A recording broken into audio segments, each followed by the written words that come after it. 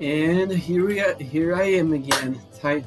Another day, another Gator, and this time I'm gonna try getting either ending 3, which is usually the good ending, or ending 4, which is the best ending. So maybe more people will join me soon, but for now it's only for now it's just me.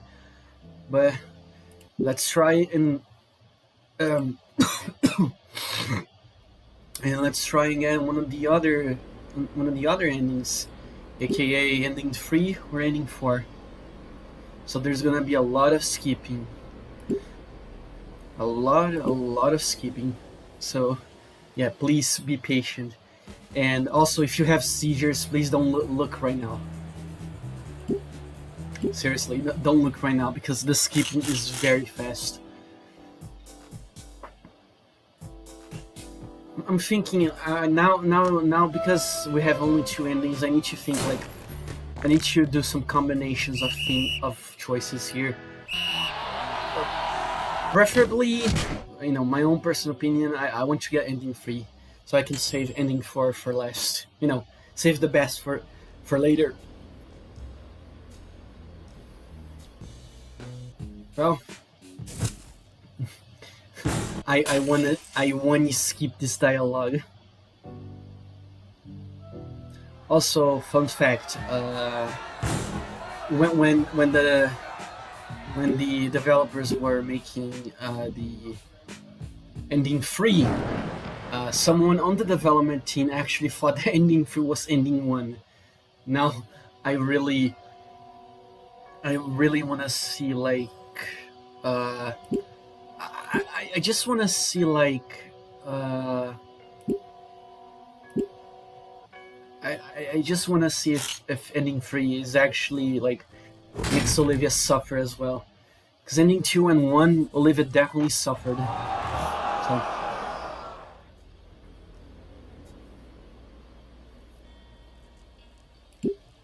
yeah, I gotta skip it all.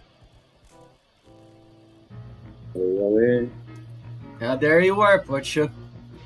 It is time to get one of the other 2 endings. Any significant change for now? Yeah, it's just skipping for now. Okay.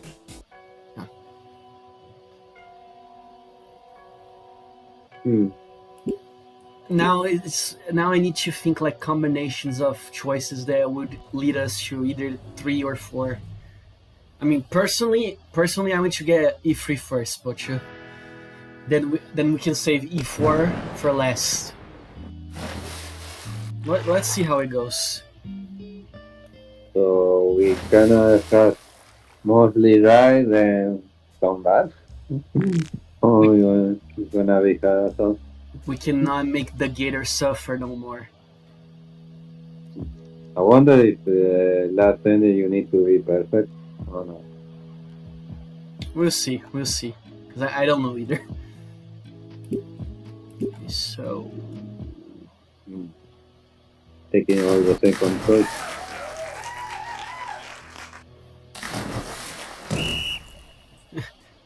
my friend, the skip button. It's so long.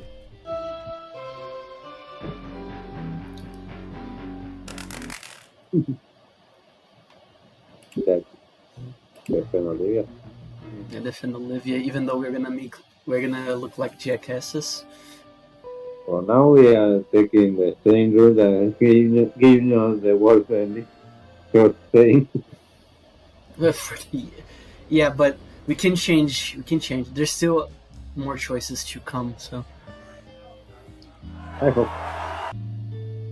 it's gonna be pretty hard to do the argument between Olivia and Lee. okay, this one.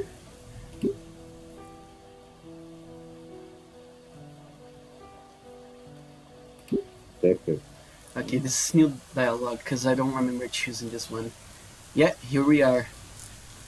Olivia stares at me with puffy eyes, as if expecting me to scold her like she's a misbehaving child.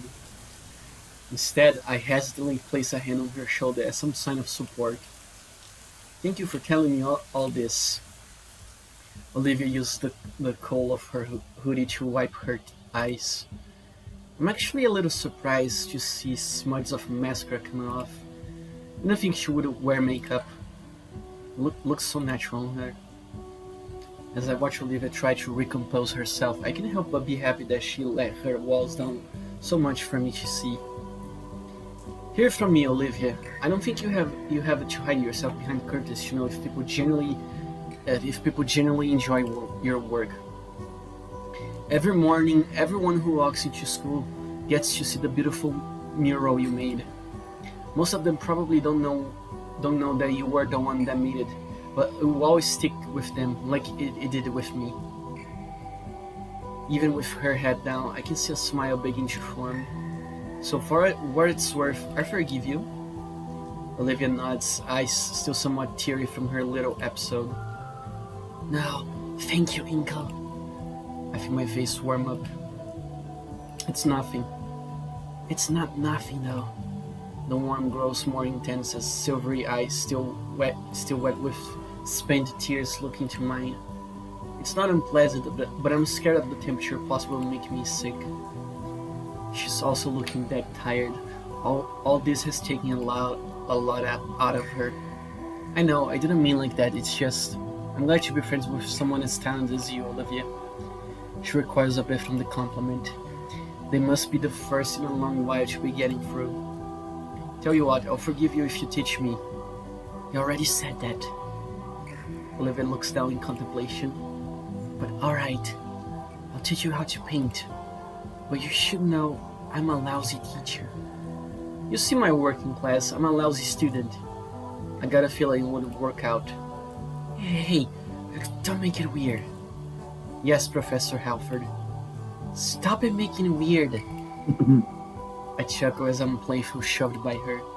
So, okay, now we can skip.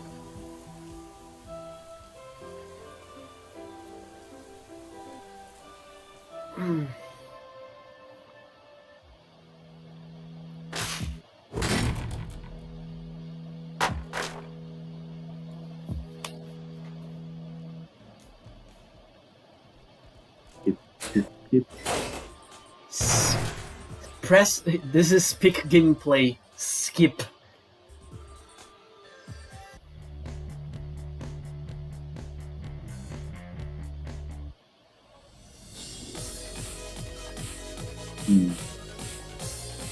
This or cow?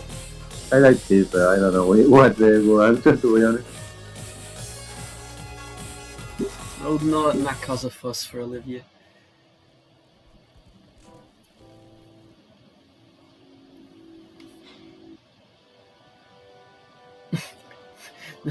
I love the sprite with the like eyes and all. One, and then there's this part, a kid drug feeling.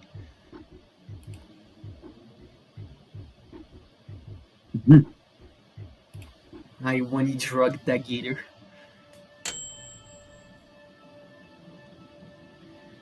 Hopefully we can get new dialogue.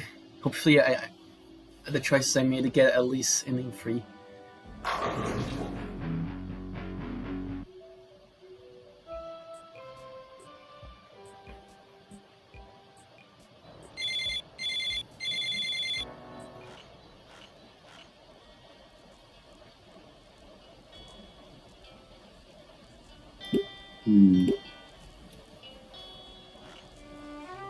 Now it's literally a matter of trying until we get something new.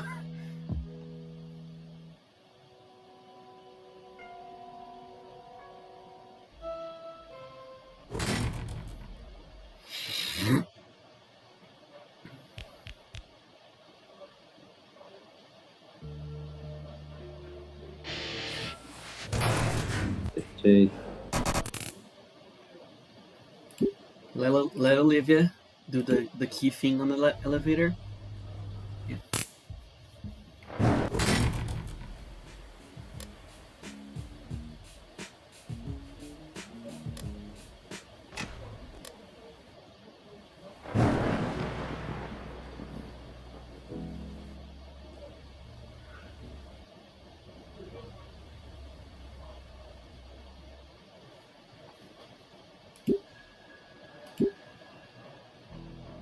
Hmm.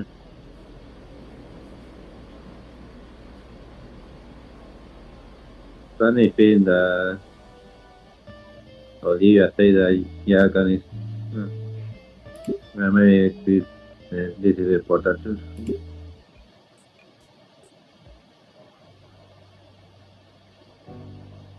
Was done choosing time.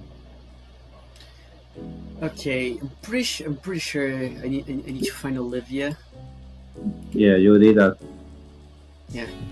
I'm also pretty sure I need to ask Olivia for help. I think this is like the best choice. Now, here, I think here is very important. Uh, so the problem is Olivia is kind of jealous of Liz. Liz, Ah, you are taking too serious about this situation, something like that. The problem. I think the best choice might be both of you are wrong. So let me try Yeah, this one. I take a it is deep unusual. I take a deep breath. I don't really want to have to do this. Olivia watches carefully. She talked me through this. I can do it. She won't stop being my friend over this. Get yourself, Inkle. Just say what needs to be said. I think you're both acting silly. Really? Both of us? I didn't know that trying to get you guys conversing would make these sore feelings come up. And that was my mistake. My bad. But it's just ridiculous. Liz, I get Olivia was shutting and didn't open up to you back then, but that's clearly not the case anymore, is it? That was a question. No, I guess not. Then what use is holding a grudge? Accomplishing your goals on your own is fine. That's your prerogative. But when you say Olivia's just treating you differently because she has something to gain, you know that's not right. And Olivia, I hate to say this, but you have been pretty toughless here as well. Liz is trying to do something nice for us, and hey, we all get to have a nice dinner in this crazy place. But when you say you rather be home painting, it's not just insulting Liz. It tells me you had rather not be here with me as well. I love how much you have opened up to us, Olivia. What seems to me is that both of you just refuse to see eye to eye. Too much pride going on. The sooner we stop trying to get the other track that the way we think they should, the better. And I thank you for your advice. I hope you won't get mad at me for saying this. Just please be a little more considerate.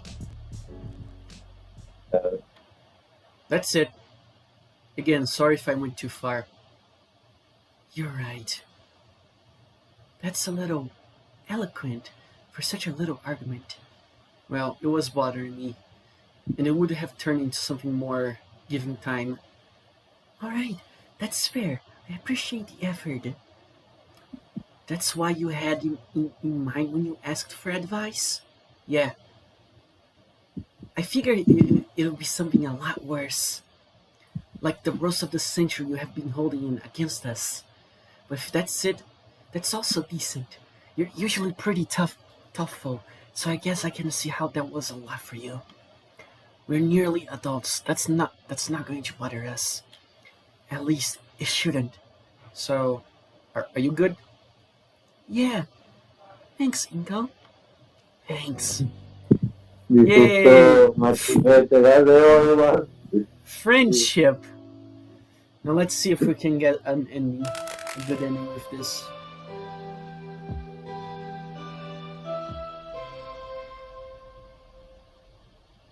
Okay, so Yadakan dies.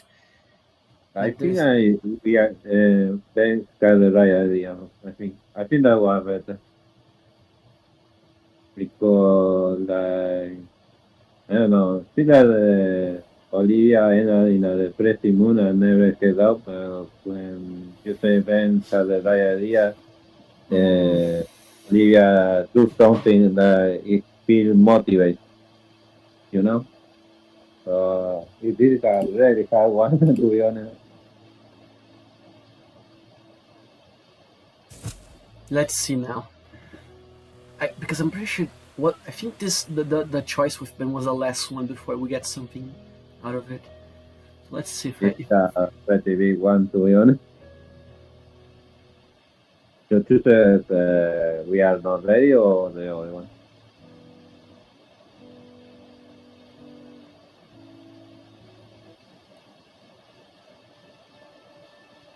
Okay, so there's the box with the things and all. Yeah, and the pencil thing. But Mm. no, I'm not gonna The, leave her be. Give her a kiss goodbye. I don't think that was very important. But, this one is Oh, a hold on, pretty. hold on. We got new dialogue. We got new dialogue. Oh shit, Butcho. Did we get it? I wish. Let's I see. hope. Let's see. Taking a deep breath, I reiterate what Olivia and I had told our, our former art teacher back when he had saved us from the blonde bitch currently glaring daggers at me. Damn. From the moment Mia took Olivia away to find an A in the classroom to when she slapped herself in the face with a glitter covered poster. However, I decided to stretch the truth about why Mia was in the classroom with Olivia and only mention that she was harassing her. Last thing Olivia needs is to be interviewed by her own involvement in all of this. I did my best to remain collected, but recalling everything that happened reminds me of how Mr. Yadakan had always tried to look out for us. My throat dry out as I continue on in spite of my faltering voice. By the time I finally get to the end, I sound more like a squeaking hinge than a person. Mr. Mito? Principal Scalar's voice brought me back from memories and into the room. Mia was sneering at me. Ben's brows were knitted together in worry. And the principal? Thank you, that's all I need to hear. She moves from around her desk, the sheets of paper she had been looking over in her hands once more. The principal stands directly in front of us, now with an unreadable expression. In addition to the report itself, our Yadakan left behind his account of what happened. In it, he describes Mia's action as openly hostile and intentional. Actions that were only interrupted once he used scalar size in astonishment. Once he used the astrostaser. Astrostaser. Sorry However, for this. However, it seems Yadakan left some things out of his report. There's no motive for anything that happened, no matter who was at fault. I'm not sure why he left something like that out, but as it stands, there are far too many unknowns here for my liking. Now, I would like to give the benefit of the doubt, especially at a time like this, but given the extent of the destruction and the previous... She's struggling, ma'am. Besides, making a big deal of this during an audit isn't going to look good for the school. I'm finding hard to believe your intentions here are completely professional, Mr. McKnight. She knows. He freezes like a deer in the headlights. Scalar grumbles to herself, placing a hand on her head while we all wait the verdict. I feel bad for her. Between the mounds of paperwork and half a dozen mugs on her desk, it's easy to tell she's overworked. It would bring me no greater relief than to have you expelled and out of my hands. Unfortunately, I don't have the time or the energy to deal with this. Mia, you're suspended for Yo, 3 days. Jim? Hi. I'm pretty sure, Dex, I think I got another ending, but don't say what ending it is. So, shush. Okay, I won't. Mia, you're suspended for 3 days, and I'm marking your record again. Now, if your three don't mind, leave my office and leave me be. She doesn't even look up at any of us. I turn towards Ben, who looks both scared and relieved, and Mia, who looks positively overjoyed. She practically skips out of the office without another word, leaving both Ben and I to stare blankly for a few seconds.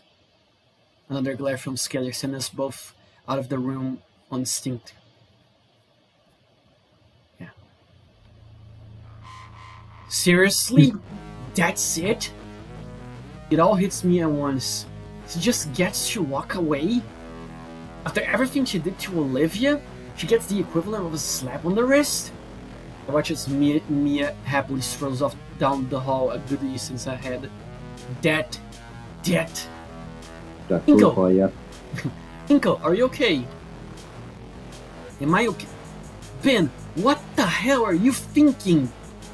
On top of everything else, between our teacher dying and what Olivia's going through, could this not have fucking waited?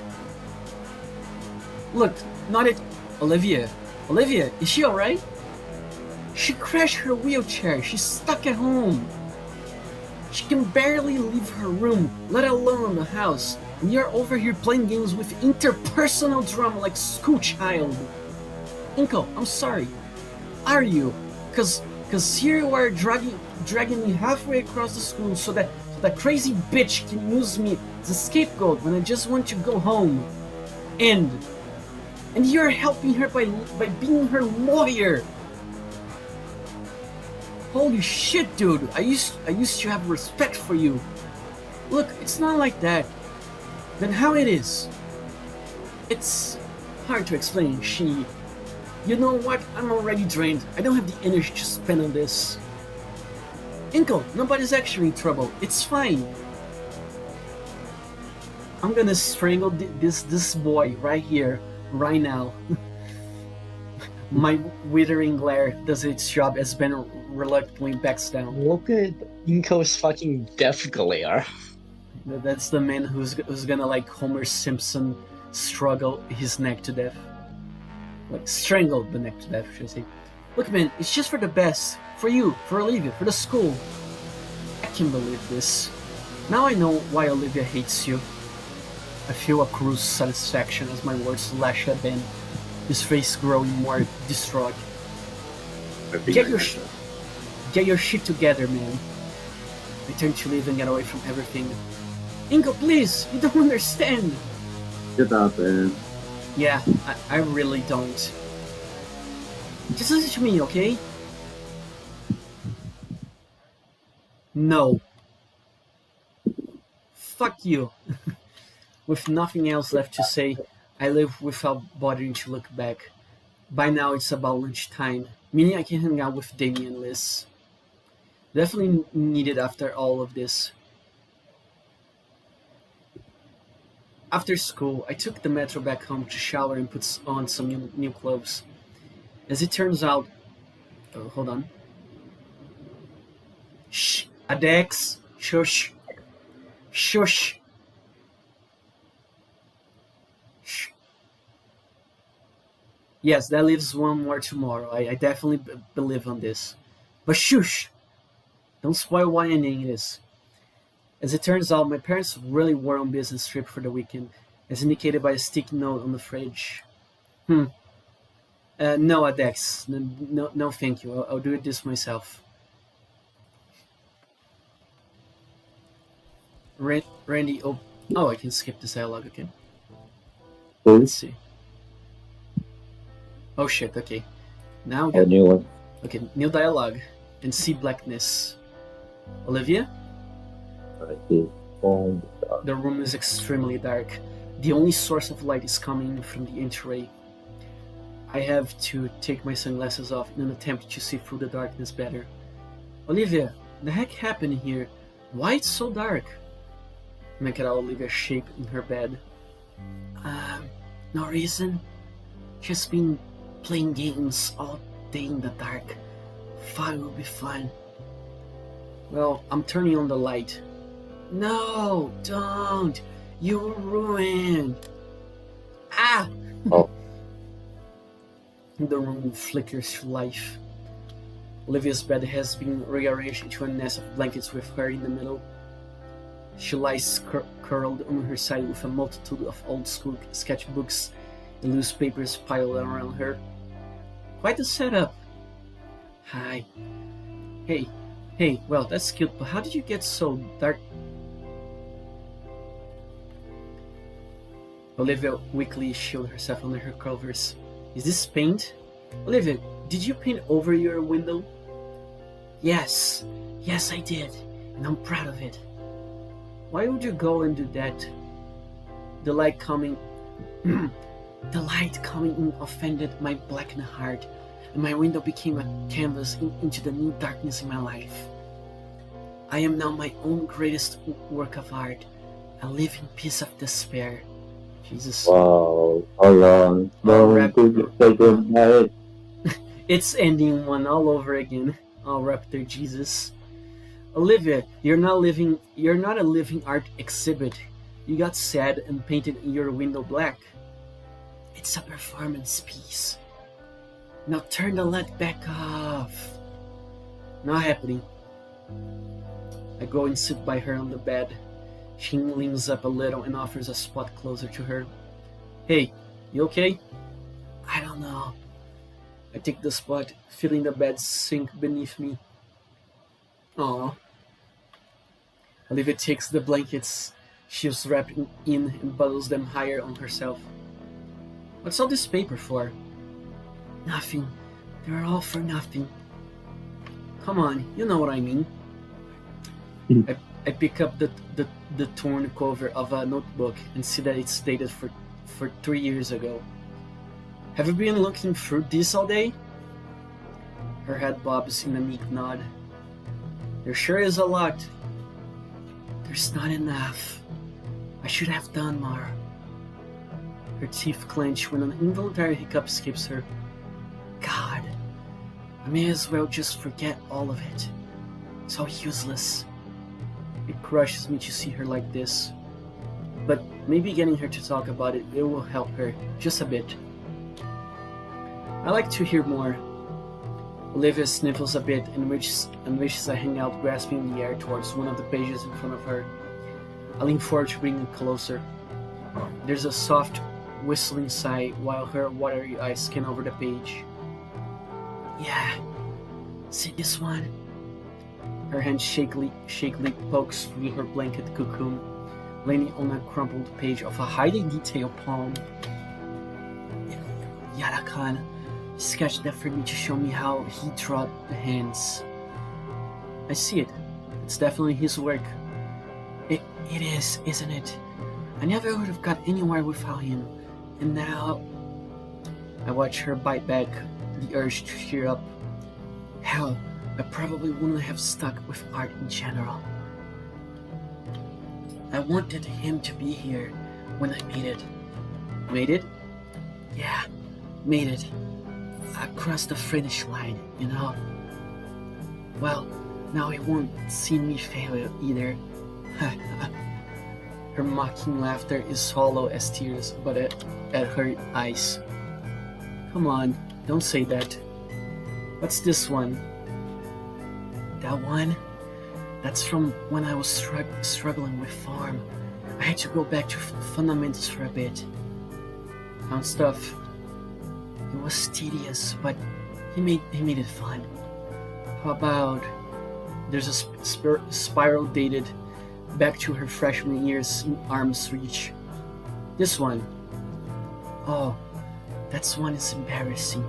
I was barely able to draw back then.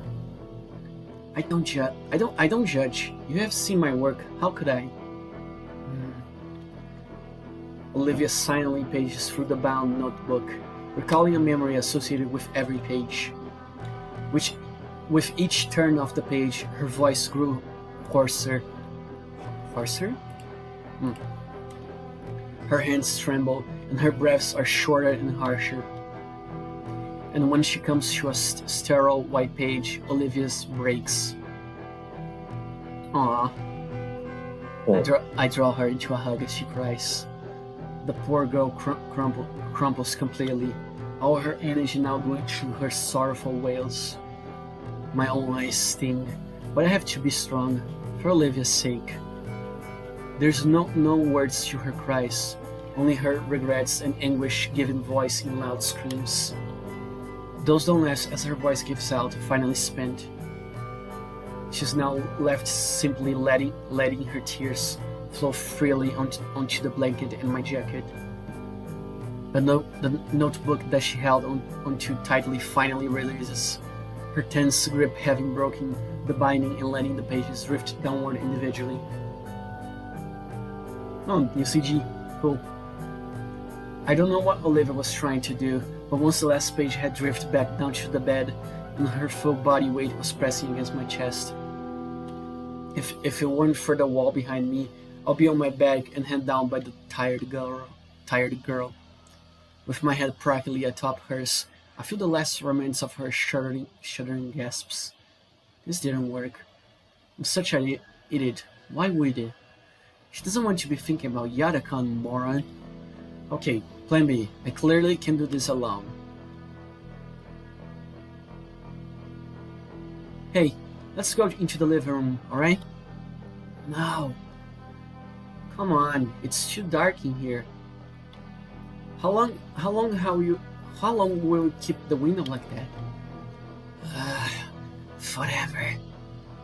Come on, that can't be healthy. You need sunlight.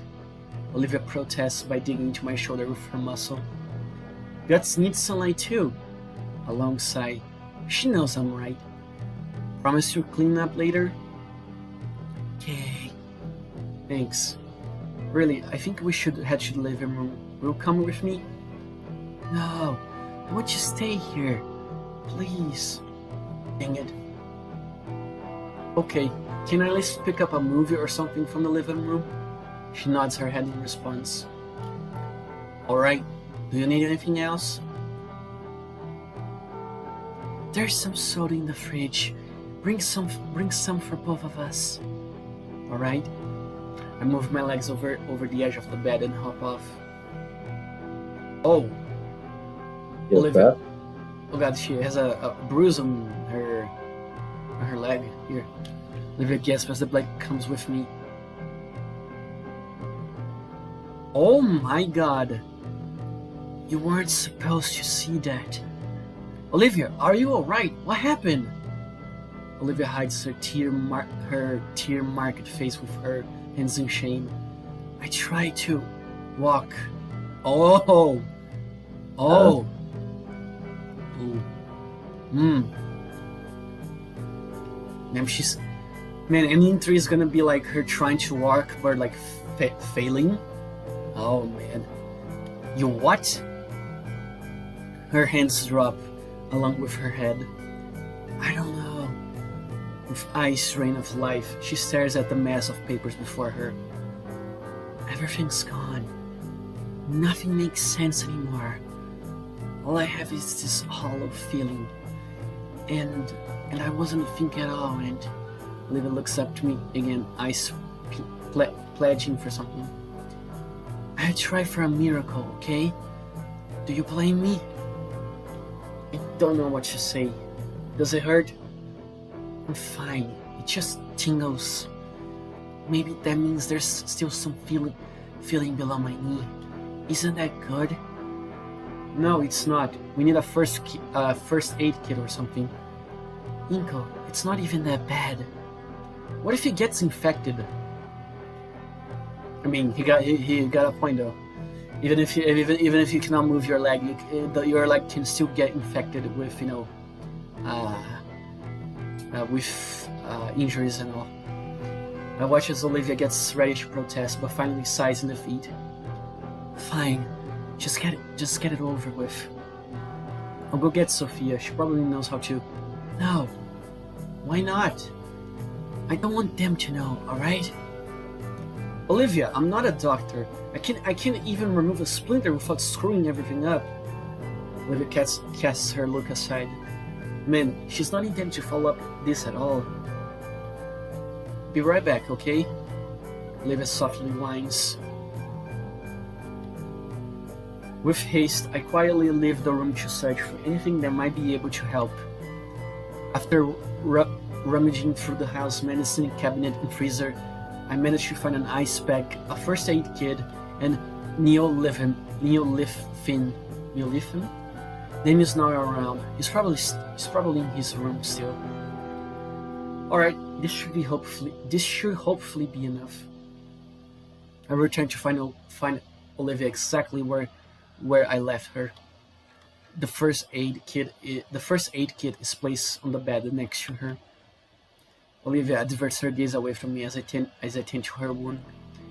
Grabbing the new leaf-in, I squeeze a dollop of the medicinal cream on the injury and spread it evenly.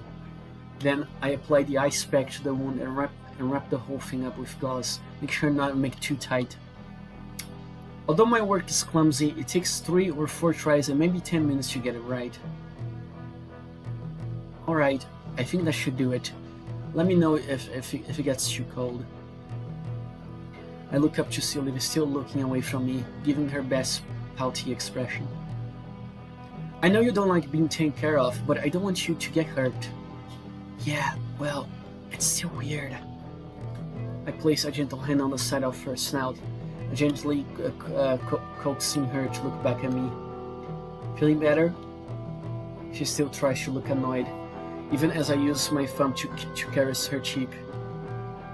Eventually, the last of her defenses fall, and a faint, pained smile forms across her face as she nestles further into my hand. Yeah, a bit. Good. With that taken care of, I finally breathe a sigh of relief. Now to figure out the next issue. How to get her to the living room. She's definitely not gonna do her silly knee walk.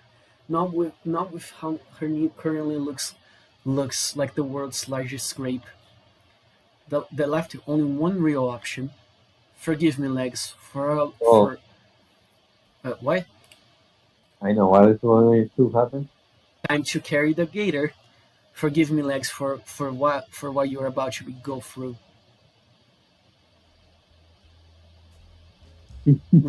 Yep, I knew it. With the, I'm carrying my girlfriend, but Jesus Christ, I'm so weak. With the utmost care, I slowly stride into the living room with Olivia in my arms. I can feel her claws dig into the back of my jacket and her tail bumping against my leg. Getting through her door was a struggle, but Olivia coaches me through it and even shuts the door with her tail. Oh, Damien's lying on the couch, engrossed in some game. He turns to see us at the sound of Olivia's door closing. Hey, there you guys are. Vinny waves from the recliner. Livy, Inky. He must have gotten home while I was bandaging Olivia's leg. Oh, excuse me. Hey guys. Why are you carrying her like that? My wheelchair is busted, remember? Oh god, I need some water. Jesus, okay.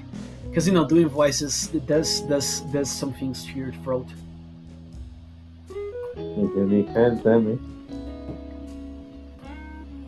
I know, but you always like to screw around on your knees. For a moment, Olivia and I lock eyes, not knowing how to answer. Ink is just helping Liv as all, Vin. Oh, thank goodness he's caught on. Oh, because they're practicing, right? Something like that. The kid knows. Then he moves his leg to make room for Olivia. Well, have a seat. So, what's up? I set her down on the couch. Just wanted to be out here a while, get some extra company. For sure. Well, I'm just whipping with the floor with Vinny in War Club 40M here. I know. 40M. Yeah, 40M. Yeah, not 40K, 40M. He's not. Might switch over to something else soon if this Warfest doesn't end. You wanna give it a shot? The comment is directed at Olivia. He ricochets to me when he doesn't get a response. Well, I don't play games much at all, but sure. Come on, Olivia. I will need a mentor. I look to Olivia, who merely nods at the Damien mini-me. Awesome! I'll grab the other controllers. Vinny uses the footrest of the recliners as a springboard to the plastic bin of controllers. With the younger boy busy, Olivia takes the opportunity to readjust herself, sliding herself closer until she's hip to hip with me. Here we go! Vinny offers 2 translucent controllers. While I take one, Olivia holds up her hand. I'll sit this one out for now, little man. Aww, Okay. Controller in hand, I give the brothers a thumbs up. All eyes on the screen now. We start. And I have no clue what's happening. There's so much happening on the screen. I can't even tell which section of the screen I am in. All I can tell is that there's a lot of green things screaming in Cockney and a lot of viscera. I don't think this is appropriate for Vinny, but then again, he's really getting to it. Darn those dirty green skins! Damn, he is. I wonder if in this universe they have like Call of Dino or Dino of Duty. Oh, don't Dino. Don't worry, brother. They'll be cleansed with holy fire. In the corner of my eye, Olivia is leaning forward. She's slowly becoming engrossed in the mayhem on display, and her tail thumbs with the massive stomp with the massive stomp our in-game avatar delivers to the green shouty things. Focus back on the screen, the fury particle effects and heavy blams continue. I don't know how long it went, just that by the end of the stage or whatever, there were cramps in my hand spots, so I never knew could cramp. Some animation plays out on the screen, giving me a reprieve to set the controller down on my lap. So how did I do? You see the rank on the screen by your guy there? No, there's only one next to yours and Vinny's. Well, there you go. Oh. You suck. You sucked pretty bad. Give me mine. I pick up her controller on the floor and she takes it. With some practice motions, she enters the match. Alright, I'll show you how you really play this game. Now with Olivia in our squad, she managed to pick up my slack. Watching Olivia play, and with her tutorship, I start to get the hang of the game. For a moment, I look away from the virtual bloodshed and see that Olivia is enjoying herself, surrounded by her folks, playing this silly game for a few hours. Just for a while, she's feeling a little better. A few games later, there's a knock at the door. Biddy jumps up to get it. Hi, Dad. The figure stumbles in through the blizzard and removes his heavy jacket. Jeez, this weather. Hey, y'all. Inko, didn't expect you to still be here. Good evening, Randy. Randy tosses down the bag of salt that's on his shoulder to the living room floor with a loud thud. Playing games together, I see. I hope that means you all got your homework all squared away. Yeah, it's take care of. Vinny threw his in the garbage disposal though. I didn't. See, he's denying it. Ha. Hey, War Club, huh? You have probably got more use out of the game than me by now. Nah, your record's still here. Wanna join us? Randy sucks the air through his teeth. Tempting. Very tempting. But it's my turn to figure out dinner tonight. Ah, come on, Pops. You barely get time to relax like this.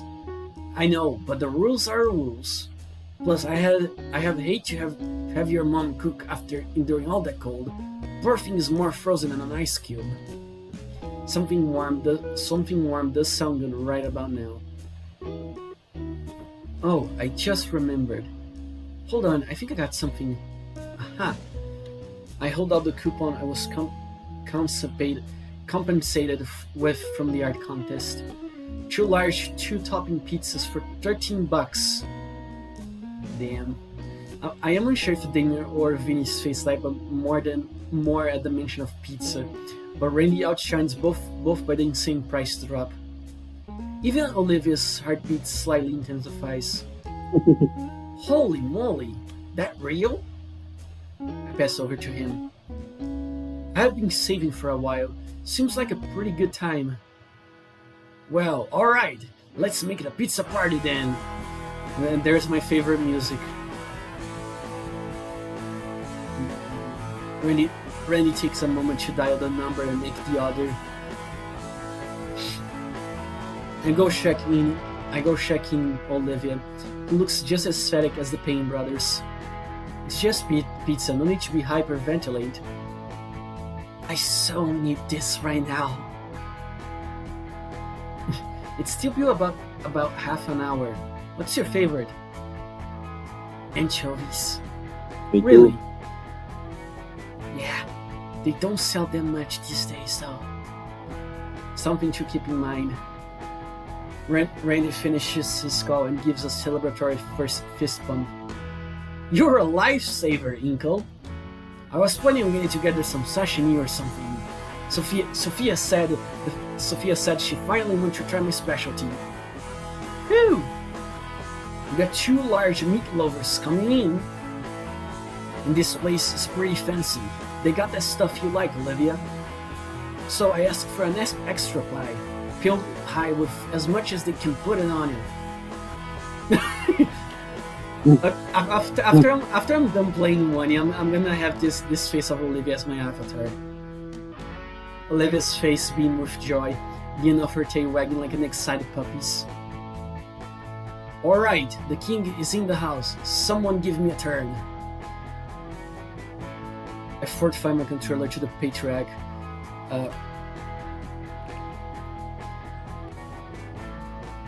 Yeah, that face. The precious face. I fortify my controller to the patriarch. He gracefully takes it and shoos Vinny off his seat. The little one repositions himself on the carpet. Adex, please! She's not a fucking god. I know that's a fucking edit, but I'm afraid someone's gonna like take this image with Olivia as a baby and put her on a diaper for real. Goddamn diaper fetishes. The little one repositions himself on the carpet. Don't judge me, Adex, okay? It's just how the internet works. As I watch the family play together, I feel a pang of jealousy, especially as Randy and the brothers banter with one another, really getting into their own screen characters. While Olivia remains silent, I see a smile fugging at her lips as her fingers hammer away at her controller's buttons. I try to picture my own family in their places, but the image is so surreal that it could be displayed as a piece of modern art. Shaking off those thoughts, I return my focus to the television and the hyperviolence on display. Still no clue what's happening on screen. I want to ask Randy about what War Club is all about, especially with all the funny accents being thrown around. Heretics, heretics, heretics. Maybe Olivia can film me later. As far as I can tell, it's just dudes in the silliest looking armor fighting really ugly aliens. They happen to have British accents. Randy, I thought you were trying to grab those fish I bought by now. Change of plans. Inkle threw us an offer I couldn't refuse. It's a pizza party now. The Dino Patriarch looks at his watch, and as if summoned by this simple gesture, a series of knocks sound up from the front door. That will be our dinner. Randy heads for the door with a hand already reaching for his wallet. Pizza party? Christmas isn't until next month. Isn't it a little early to start with the sorting? Of course not. There's always time for a little fun. It's Friday night. Randy returns with the box stacked in his arm. Let's dance. Let's dance. He sets the box on the kitchen table and hands his wife the used coupon. Wow. All right then. See. Okay, everyone, get up late and get some. Feel free to make a mess if you want cleanup duty. Damien and Vinny leap from their position and have their plates in a blink of an eye. Cool. The air is filled with the delicious scent of sauce and cheese as Rainy opens up all the boxes. Damien, Jesus, they're vibrating. Yeah, that's how I see pizza. I vibrate too. Damien and Vinny immediately dive for the meat lovers pizza like ravenous sharks.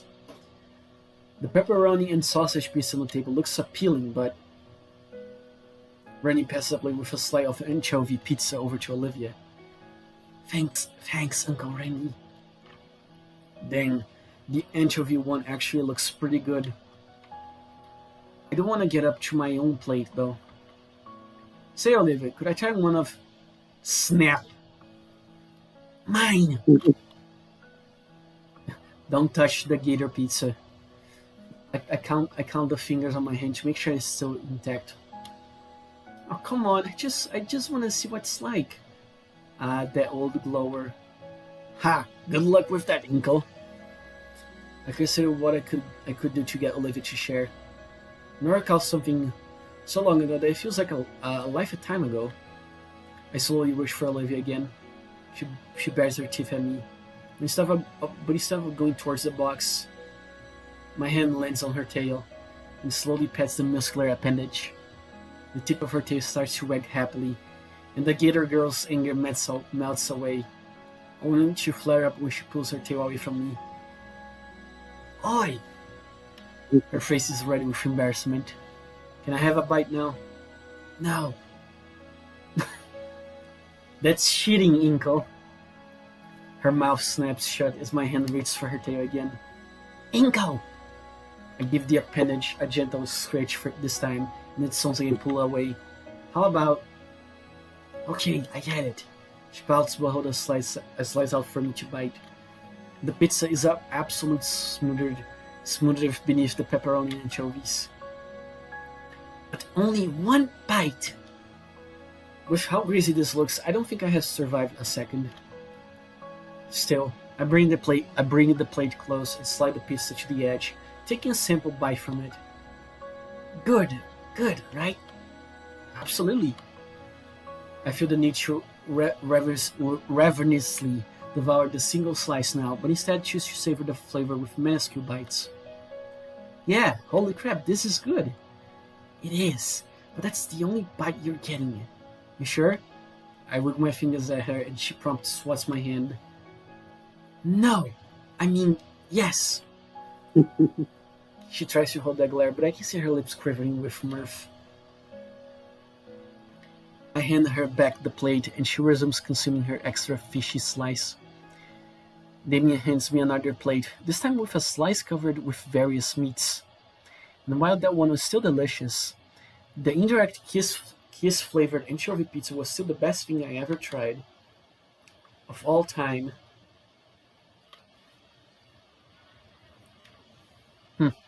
Oh, it's night now. The festivities continue even after the pizzas were finished. I never have pizza often, but whoever this Mo fella is, hands down makes the best in town. Ha! Mo's pizza. Inside, Damien and Vinny decided to break up a plethora of different party games for us to play. No one bothered to keep track of time. We all were too interrupted by the pixelated entertainment before us, which is how I missed my last chance home. Mrs. Payne didn't look too upset though. In fact, I think they expected me to spend the night again, especially with how Randy had been so quick to pull out some blankets and pillows for me. Both of the parents insisted I stay, and it's not like I could realistically walk home. So once again, I'm staying over and currently sat at the foot of the couch with Olivia, and we're both bundled up to stave off the chilly winter night. The soft, growling purr that Olivia makes when she's content has become almost therapeutic to me.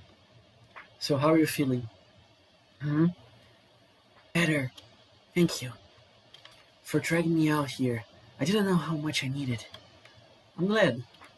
Her palms wrap around my left hand, and she gives me a gentle smile, followed by a colossal yawn. You ready to hit the hay? Shakes her head. I don't want to go back in my room. I want to stay out here with you. Ren, you'll probably kill me. I'll bite him back. Come on. I'll see you in the morning. Olivia yawns again, driving her to accept her need for sleep. After carrying Olivia to her room, I sleep on the couch once more. And as I lay on the couch parsing through the past few days, The thoughts warp into a dream, one in which Olivia and I both stood before the park fountain, making a happy wish for the future. Mornings in the Payne residence were lively, to say the least. Oh, I can skip. Okay. I'm barely a minute in before I realize that I'm not even ready. I'm not even reading anything on my phone screen. There are words, but they aren't saying anything. Just paragraphs of probably fake personal events and vague calls of action. Have they always been this vapid? I decided to finish my breakfast without any literally TV static distracting me. Now I can skip again. Soon enough, I feel a distinct vibration in my pocket. Pulling out my phone again, I check my notifications to see a text message from Olivia. Ding, ding, ding, room service. Come drag me out of bed. Figure she need help. After all, there's no way she's dragging herself anywhere without me. I excuse myself from the living room and head towards Olivia's room.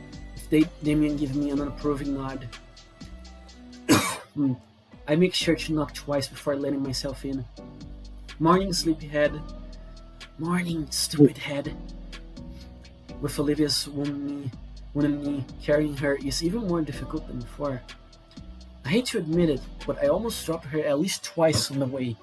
Thank Raptor Jesus for Coach Sully streaming. Sorry, you are the best. But at least we are here. Welcome back to the land of the living. Morning, Olivia. Olivia, eyes still closed, mumbles of what sounds like good morning as I set her down on the couch. How are you feeling? Alright, I guess. Still a bit groggy. What about, I pat my knee, which Olivia seems to pick up on. Oh, right. Feels a bit better. Tingly's feeling's gone. They still look swollen. We might need to redress it then.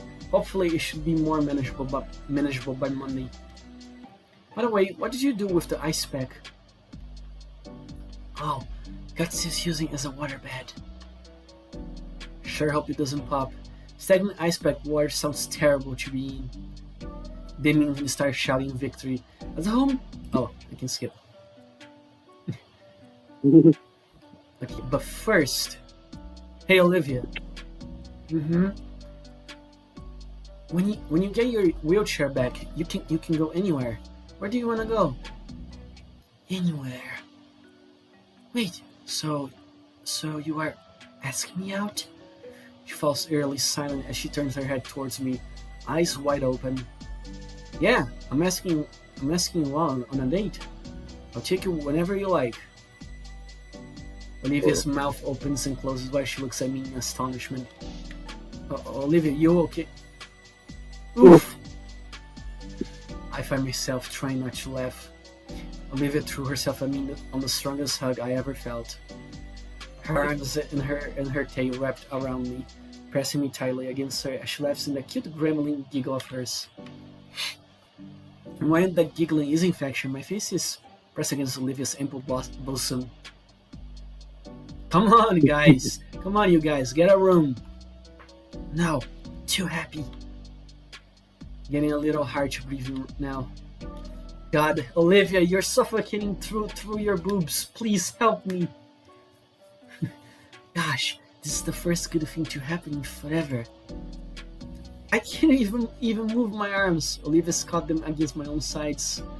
Wait, she's shifting. We are on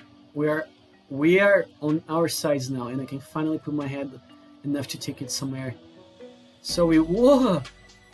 Oh, sweet, death roll. So that's what happened as I feel myself flip over Olivia for a split second, and then I'm back to being beneath her. And then back again. Oh god, she's performing the gator flips. And then again, with just enough time to breathe.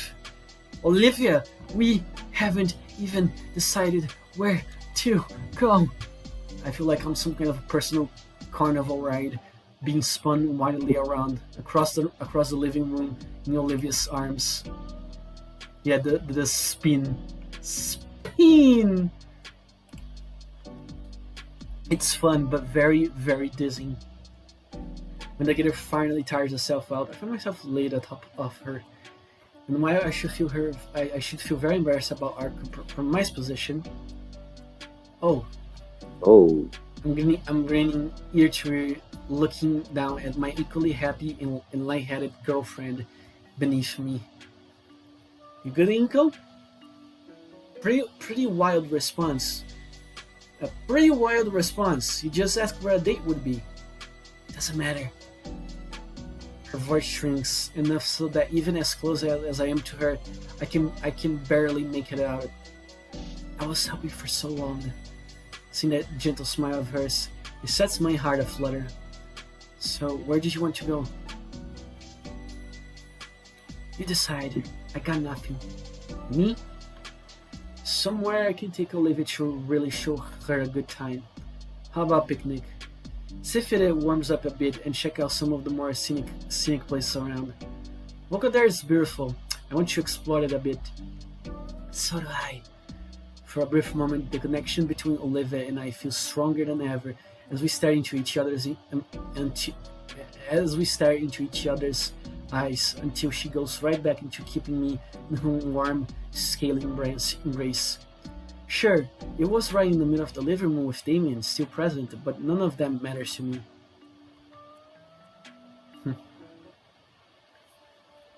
The rest of the day was spent in that living room, playing more games on the old TV. this is so much.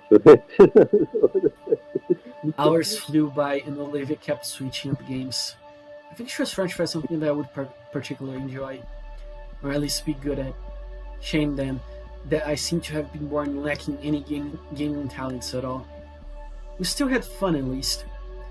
When the sun began to set though, I decided I should head home. I need a shower and change of clothes, and both of Damien's parents were still out. It felt bad when I left Damien's place that night. Or rather, I felt bad looking at Olivia as I walked away from his house. It only grew worse as I went from the metro to my quiet neighborhood, and ultimately, our empty phone. Seeing the small pile of letters at the front door made me realize what that feeling was. Loneliness. Maybe I should have just waited to ask the Paynes if I could have spent the entire weekend. If I did that, would I be overstaying my welcome? I don't want to abuse their hospitality after all. Bing. Withdrawing my phone from my pocket, I see that Olivia just sent me a new doodle. Coming tomorrow. Well, I can handle a little loneliness for now. Sure. Kicking my door closed, I headed for my computer so I can continue talking to her online. I lose track of how much time we spent messaging and sharing videos, but by the time I checked my computer's clock, I realized it's past midnight. I didn't even go through my typical routine of checking for updates to my forums and blogs. Shoot, I'm going to be exhausted tomorrow. Totally worth it. Next few days were similar to the first. Visiting the Payne residence and hanging out with Olivia's family became my new routine after school. On Monday, I got around to shoveling the snow off the driveway like Randy had asked me for. It was laborious to do, but it felt good to get it done. It felt even more rewarding when Randy thanked me with some sashimi he mentioned during this weekend. Eventually, I had got in the habit of leaving sticky notes for my parents, letting them know where I was. Not that they care too much as long as I'm home by bedtime. I won't lie, spending most of my afternoons watching Vinny and Damien yell at the TV wasn't particularly entertaining, but Olivia's presence was enough for me. On Friday though, while Vinny and Damien were preoccupied by a thumb sword duel in the backyard, I decided to plan for our date. The weather that weekend was supposed to be warm, and I managed to convince Olivia that this would be our last chance for a real picnic. That only leaves the location. We have been arguing well into the night over text, trying to decide where to go. I think the beach would be nice. No way, the marine layer will screw with the weather. How about we go back to the arcade? Seriously? That place smells horrible. Hahaha, you're right. There's nowhere worth going in Volcadera's Bluffs anyway. Volcadera Bluffs, huh? Does Volcadera actually have bluffs? Yeah, dummy, that place was named after them. Have you ever seen them? No. Sounds perfect then. But those are ages away. Come on, it will be fun to get away from home for a bit. Fine. I'll be over in the morning then. Okay, sure. Night. I let my phone rest on my bed as I smile to myself. I'll have to look up where exactly the bluffs are in the morning, but I'm sure they will look nice. And if not, well, there ought to be something exciting there. After researching our destination and getting dressed, I did one last check of myself to make sure I hadn't forgot anything. Wallet, phone, water bottle, extra sunglasses, written instructions for the metro line we have to take. I'm officially ready to go. Before I leave, I make sure to leave a sticky note on the fridge to let my parents know where I will be. Maybe they will finish watching daytime television in time to see it before I get home. Huh. It's only a short trip to the closest station to Olivia's neighborhood, and a short walk from there to her house. The Payne's place is as welcoming as ever. It's starting to feel a bit like a second home by now. In the chilled weather by the yard's growth has slowed, but it's starting to pick through the thin layer of snow. I hope I'm not commissioned to mow now too. Should let Olivia know I'm here. I'm here. You ready? Be out in a minute.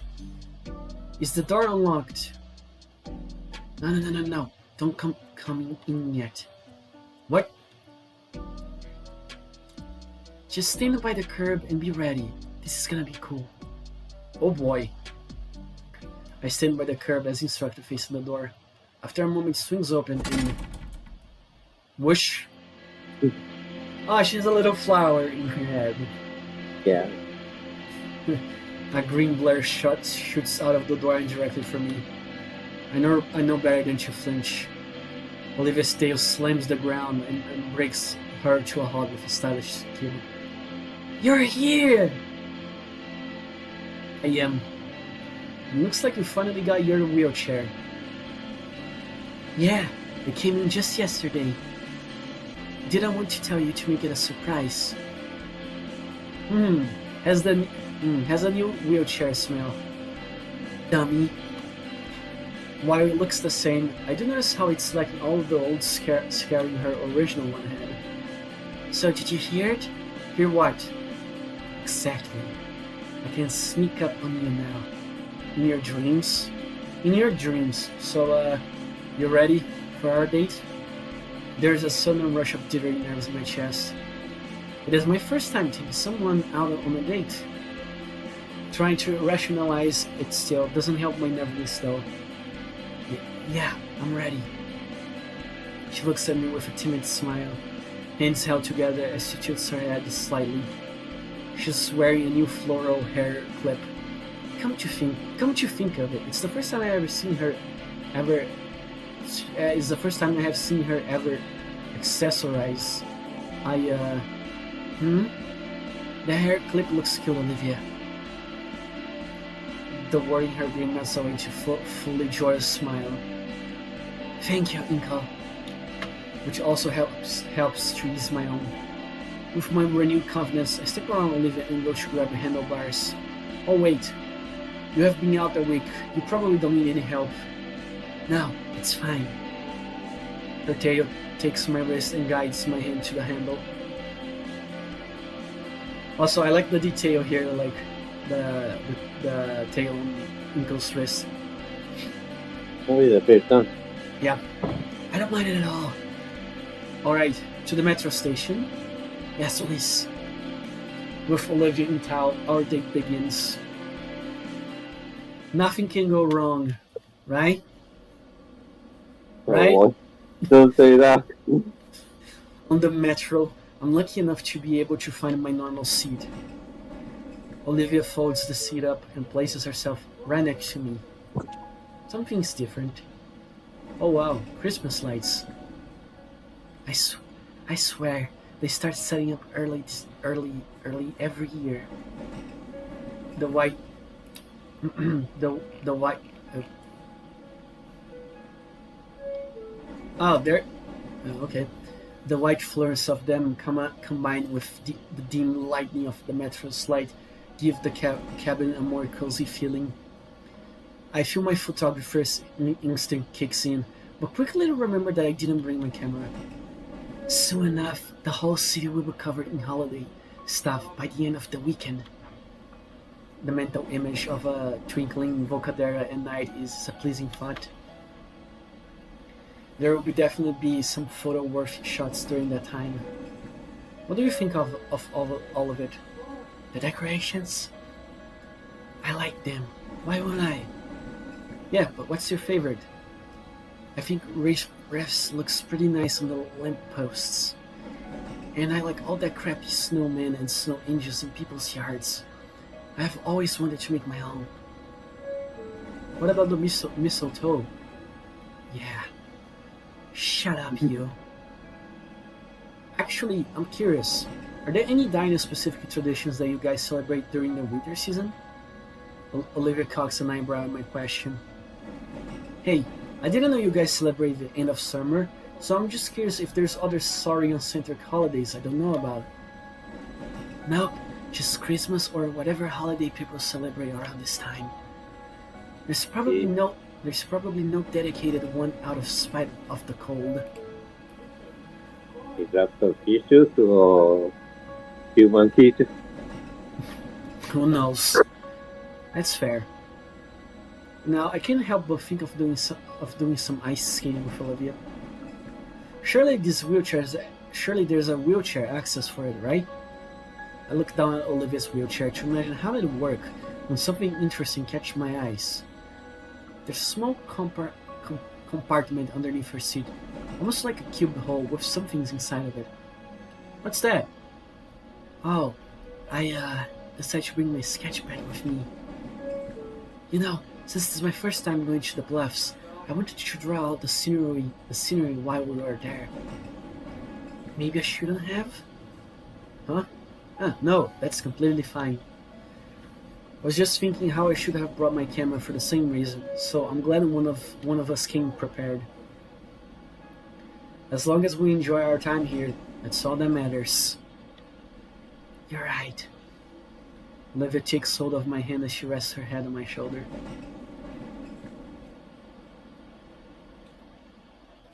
Eventually, the metro arrives at our destination. After disembarking the train and leaving the station, my digital map indicates the park is still about a block away. As we make our way there, we soak in the sights of this area of Volcadera. Just like Olivia predicted, many of the surrounding buildings are getting decorated for the holiday season. I never been around these parts of the city before, only seen them on car trips. So this is the first time for both of us. I can only imagine what it will look like once all of this is set up. Yeah, maybe we can come back here to visit once it is. I like the sound of that. We enter into the park's main parking lot. Looks like there's a decent amount of people here this evening, which is surprising given that it's still relatively chilly. Then again, such a prominent landmark in the city would still draw in a crowd, even with certain weather conditions. Oh, there's some food trucks. Now cover the picnic part. Looks like they got a decent variety of things. Tacos, sandwiches, chicken. Shoot! Looks like they all have a bite of a lime to them. Plenty of time to do other stuff. I'm not very hungry yet, anyway. Glancing around, there's a few gaps in the tree line with trails heading to them. I have wavier than natural trails, maybe bird watching ones. Do you want to try one of those trails? Olivia almost looks disappointed as she glances between me and the food trucks.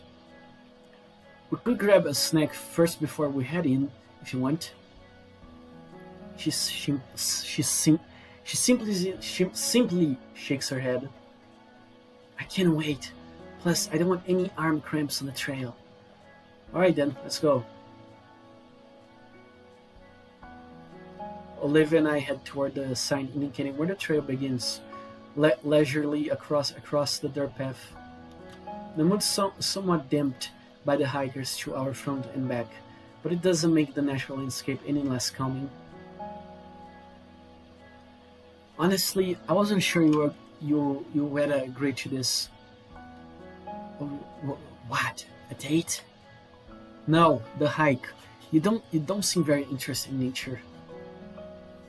Well, I normally wouldn't, since a lot of places outside of the city aren't built for people like me. But I thought it would be nice if you were here. Okay. Hello. Okay, so I'll give you a glimpse, MJ. So I'm pretty sure I get one of the two endings, either 3 or 4. I don't know what ending it is. So what happened so far is Olivia and Inko are hiking. They're gonna have a picnic, and Cute. And Inko just literally told Ben to fuck off because Mia was left free from punishment. Uh-oh. Yeah. Uh-oh. That's the gist of it. Yeah, pero a lot of good things happen. A lot of good things, especially for the recover Olivia from the prison and play again, and now they like the canon all the day, every day they are in the Sabian's house. Now it's the 5th day. All right, so we continue, and you can voice Olivia again. So let's see what ending we got now. My heart flares for a second. I'm glad you hear you say that. 3. Yeah, because we can save the ending for last, because it's the best one after all. Mm-hmm. I think it's a nice break from how busy everything else is out here. It's just you and the world, isn't it? Yeah, I can see that.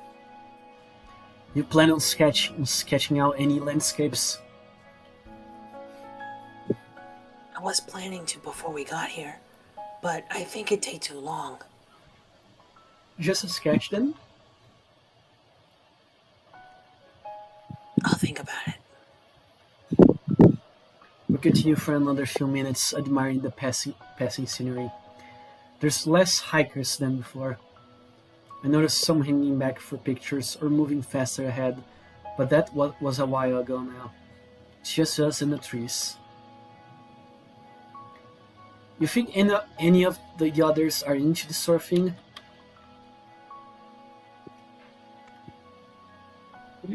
The others? Liz, Damien. Nah, probably not.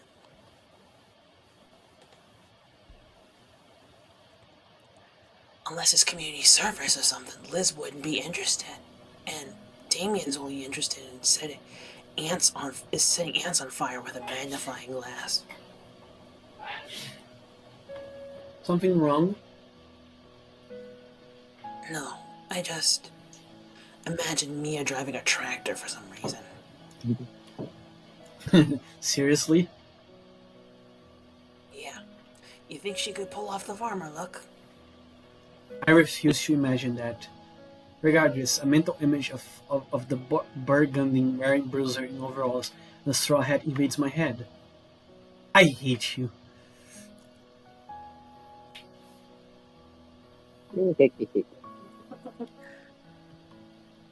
Shaking the fluff from my head, I look around to reacquaint myself with the trail. Something's off. This place is quieter than I thought it would be.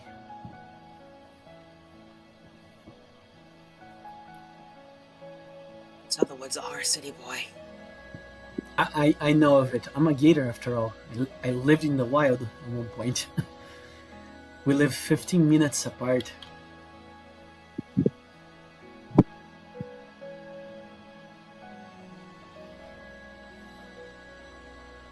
Be quiet.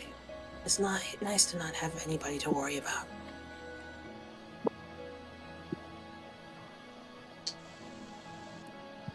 No Mia, no Ben, no proc-licking, no scalar.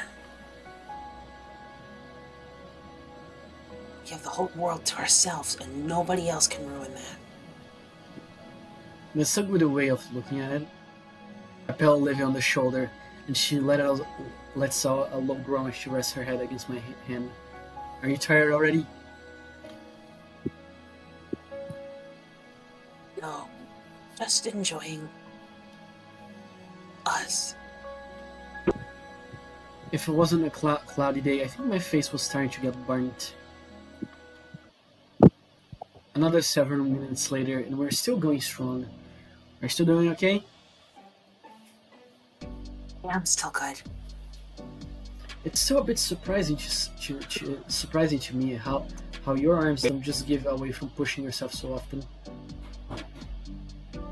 Oh, when you've done it for as long as I have, you start building a tolerance for it. Wanna see my muscles, Inko? And you have done it for a while. Huh? As long as I can remember. Olivia?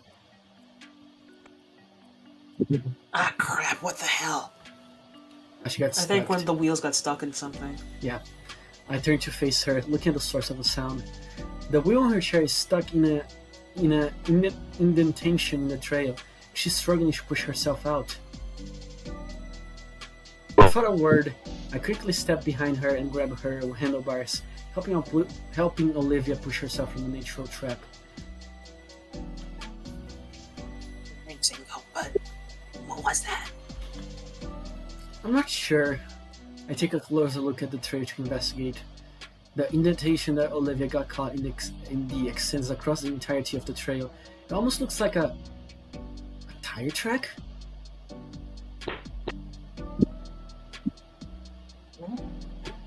If it got stuck in a tire track, what's a tire track doing on a hiking trail? Maybe somebody got lazy. This place is supposed to be pedestrian traffic only.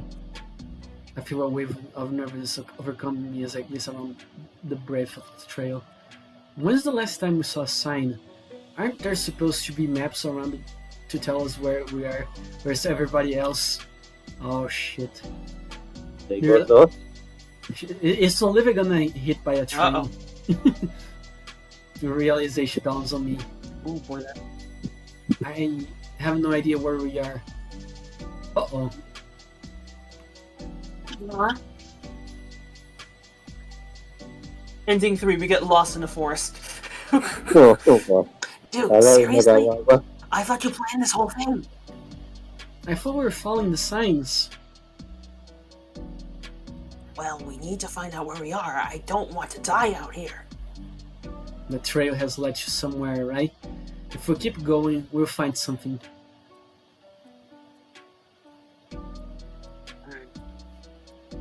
Can't we turn back?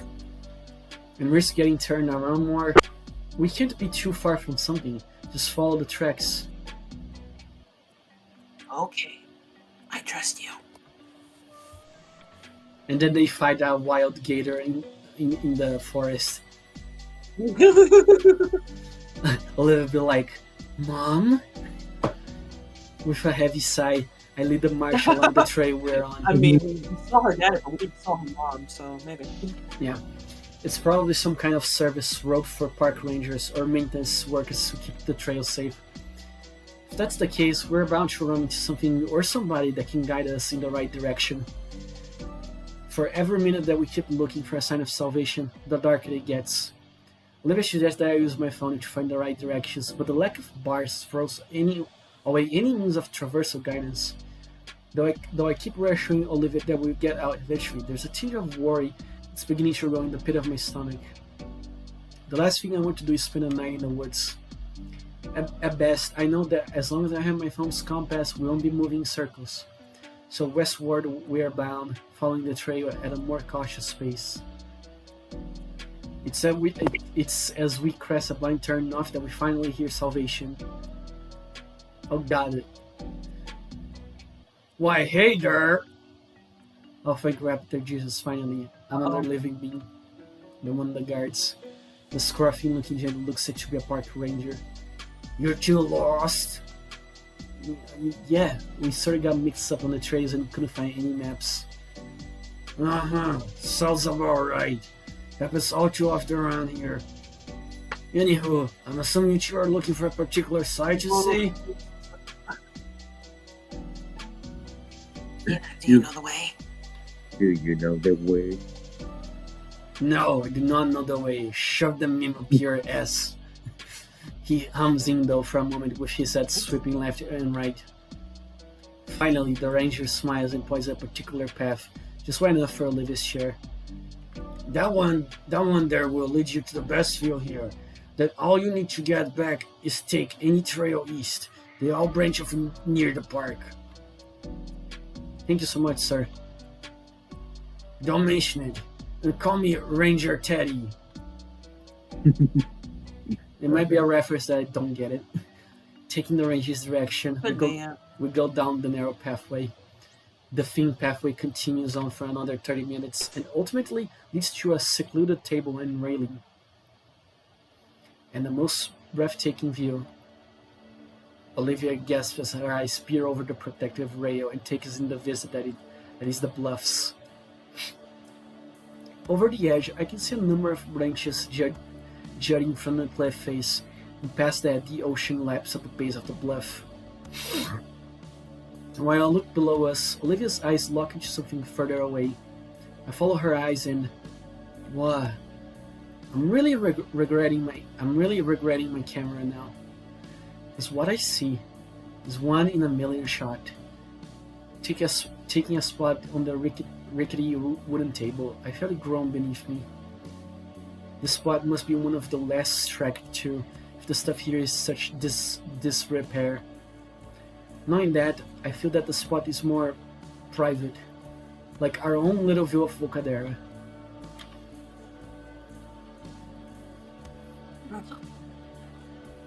Yeah? She holds up a sketch page, giving me the sweetest, pitiful look. We have time to. Oh yeah, of course. I'm sure we can manage to get back as long as the sun's still up. Her smile radiates with the power of 1,000 suns. And her hands quickly flip the pad open to a fresh page and start on the sketch. Compared to her deliberate strokes when painting or doing calligraphy, her sketch pencils moves in quickly, rapid strokes. Great fun. Her head is constantly moving between the page and the cliff view, and her eyes carries an embering, akin to when we had gone to the arcade. As Olivia is engrossed with drawing the beautiful bluffs, I'm engrossed by the beautiful girls that drive to create. Still, time passes and the sun slowly moves lower and lower.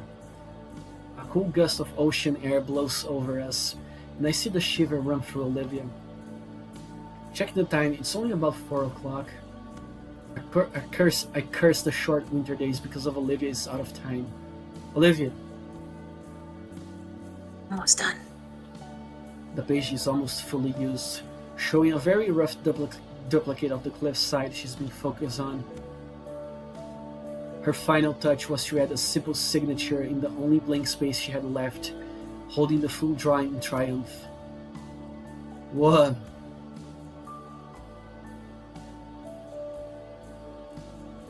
Alright. I'm having a deja vu. The sheer smugness radiating from her green lasts for all of a minute.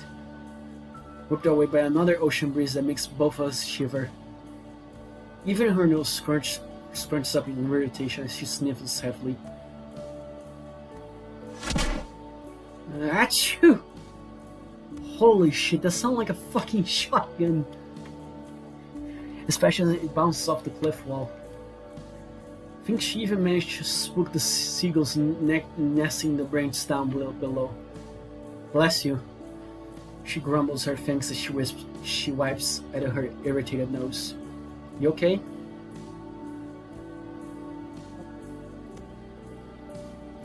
Did you say? Yeah, I did. I had to repeat it though, because I guess it didn't pick up. She sniffles again. Sea air just sucks. The atmosphere is cooling rapidly too. We should. I have a What? question. Yes? How far along the story are we so far? Well, we still have ending 4 or ending 3, depending on what ending we got here. So maybe we can. I know that. I know that, but the story. Did we go to the restaurant yet, or did Iadakon Yes. pass away? Yes, what story did you say? Pretty much everything. But I don't know if. Oh, okay. But I don't know if this ending is gonna have the festival or not. We will see. We should get going then. Some warm food would be good.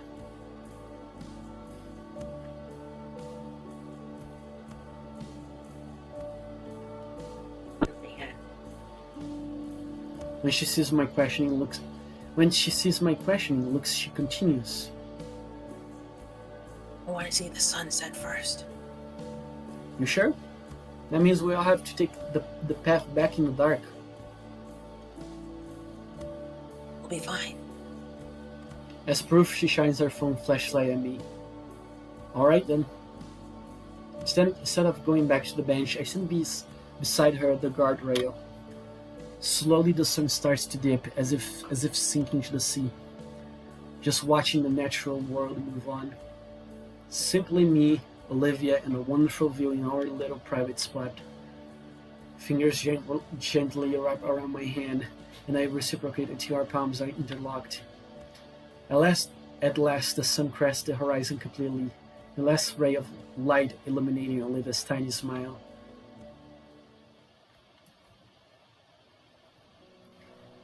Thanks to Ranger's steady direction, finding our way back to where we started our hiking journey was easy, even if it was a bit too dark for comfort.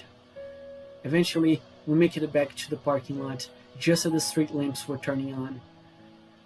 When we returned to the main area of the park, it also got a lot less crowded.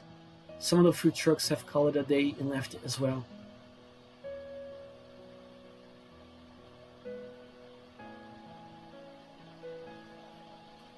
We're not cutting it close to the last metro home, right?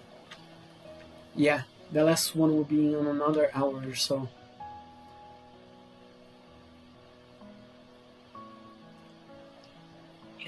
I was worried I was taking too long. And we'd have to stay overnight, alone, in the wilderness. I want to check out those food trucks now. You're here. Looks like some of the food trucks are still around, probably to draw in the light night crowd. And there's practically no lines for them either. Neat. Let's see. What's something to eat right now? What are you craving, Liv? Olivia?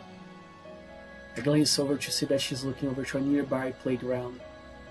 It looks a bit derelict, having endured the outside elements for who knows how long. Something catching your eye?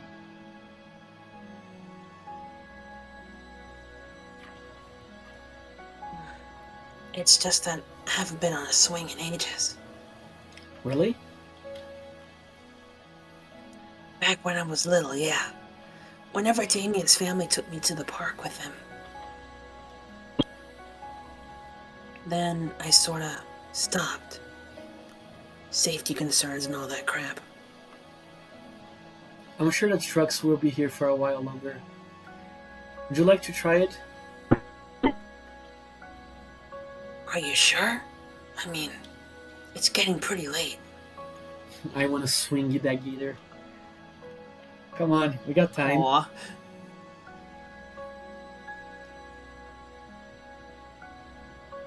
Okay, let's do it. I wonder if we're gonna get a new animation for this.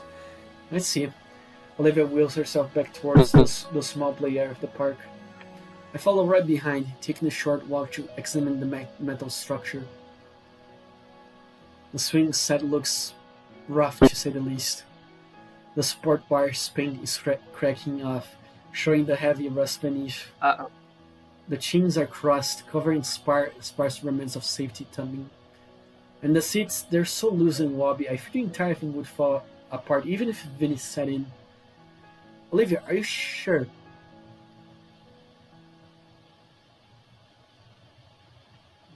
Hold it steady, would ya? Olivia, I think you're gonna break your spine if you fall into this thing. I grasp the chains. Yeah, and the swing. I grasp the chains to hold the plastic seat in a place while Olivia hops over into it. The metal and plastic roam momentarily as Olivia settles herself in. She moves her tail aside so it doesn't smack into me. Well, Uh, aren't you gonna start pushing? alright. Olivia sneaks for a moment as I place my hands on her back. With a gentle yet firm push, Olivia begins swinging. It's a rhythmic motion now, to and fro. With every instance of her swinging back towards me, I push her with a bit more force to increase her momentum.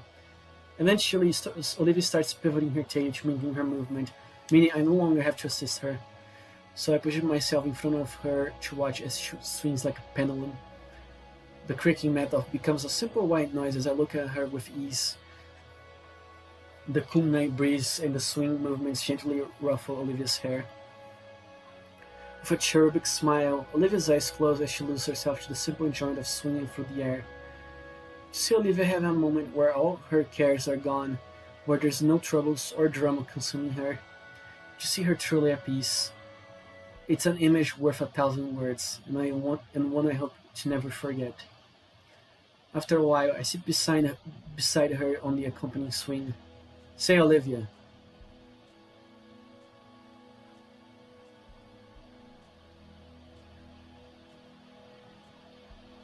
Yeah. Her voice is a soft whisper of contentment. What are you thinking? I'm thinking about today. It was nice. Really nice, Inko. Thank you for taking me here. I'm glad you enjoyed it. I was worried.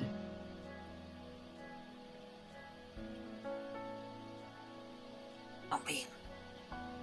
How could I not? It's my first date. Inko, Yeah? about the formal. Oh, do you not want to go?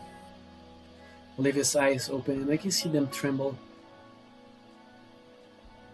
I want to go. It's just Yanakon's memorial. Oh. It's freaking leaning to the side, but I managed to place my hand on her shoulder for emotional support. I understand, Olivia. Whatever you want to do, I'll support you. Her fingers ring together.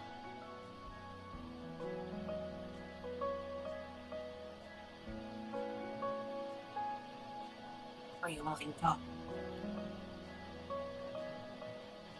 So, could you support me during the eulogy too? My hands cup her cheek tenderly, and I give her my most reassuring smile. Of course, Olivia. Her eyes close once more, and she leans into my hand, nuzzling against it. She sighs pitifully as I draw away, but still smiles. Thanks, Emo. I think I'm ready to go now. I nod gently and offer a hand to Olivia, helping her off the swing set and into her wheelchair. We hold as we begin heading towards the exit, at least until Olivia needs her hand to help push herself. I guess things won't ever really be normal, but I'm okay with that. We grab Ardenia from the taco truck, severing the spice meat on floor tortillas on the go.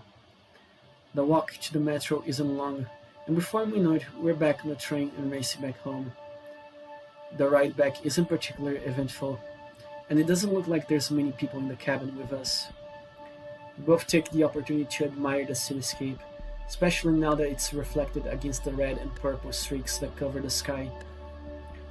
45 minutes later, Olivia and I share a hug before she departs the train and starts to make her way home. I watch her from the window of the metro as it takes off, and as her form disappears from my view, I feel an overwhelming sense of relief. That went really well. I hope she'll be okay for tonight without me there. Maybe I'll ask Damien to keep an eye on her for me. I should stop worrying so much. She'll be okay, I'm sure of it.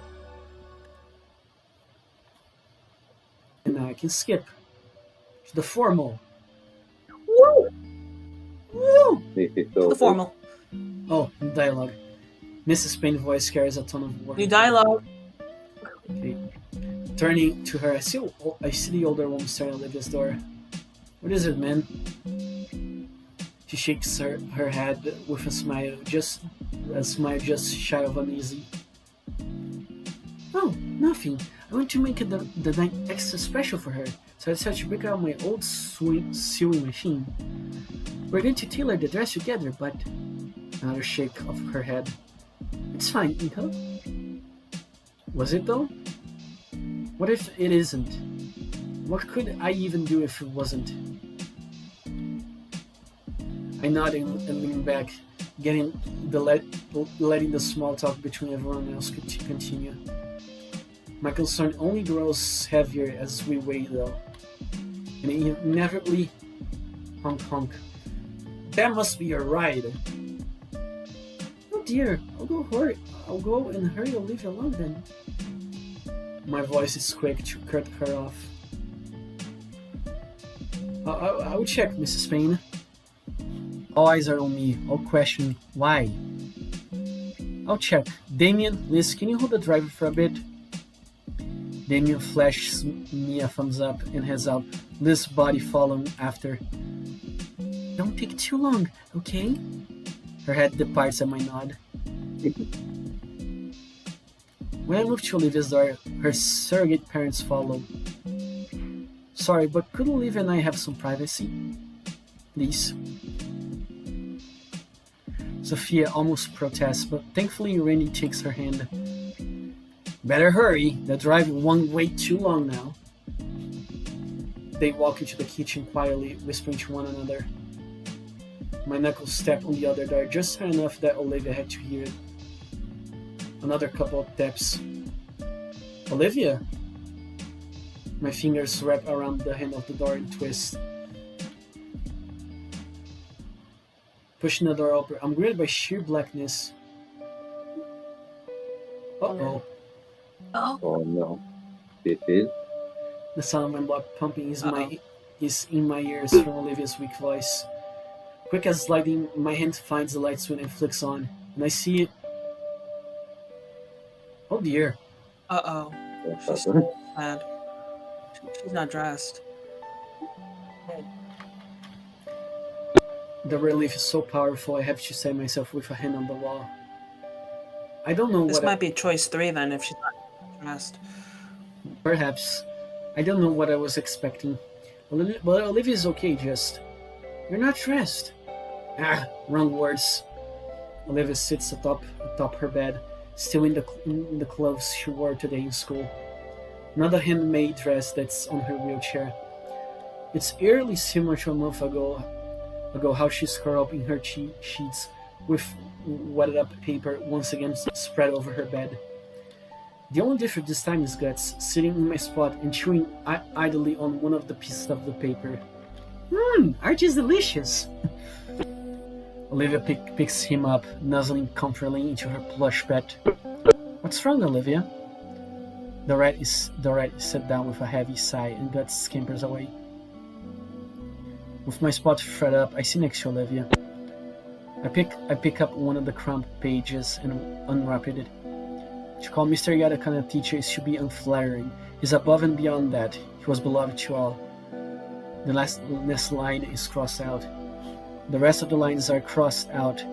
They are all variations of the same few phrases, but put together in every possible combination. The strike-throughs grow increasingly more aggressive, which I deem unworthy. I pick up another sheet. It's the same thing. Each new page is just crossed out attempts to get the thoughts in her head onto the paper.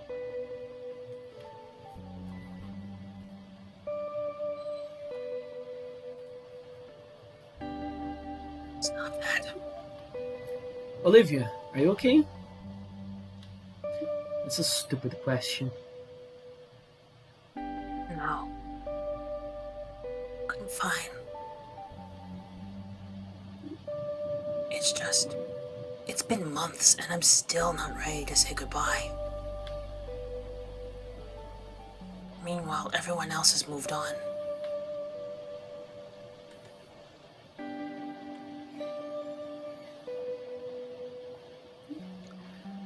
Stupid, isn't it? I understand.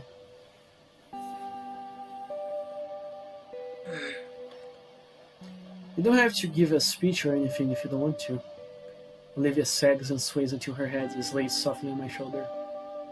Aww. Cute. I feel her fingers intertwine with my own, and finally allow her anxiety to escape with a heavy and slow exhale. The minute of tranquility is then shattered by a blaring horn. Honk.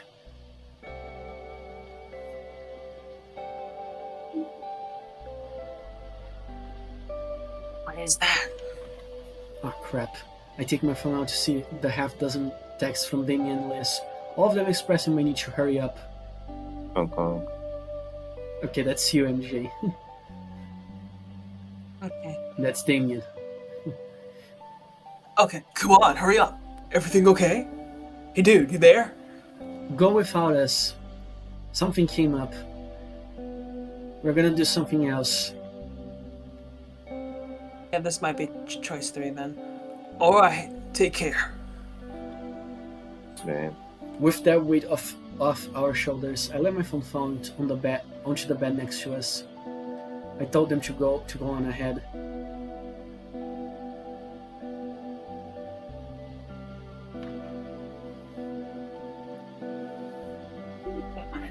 Ingo, I'm sorry. You don't need to apologize.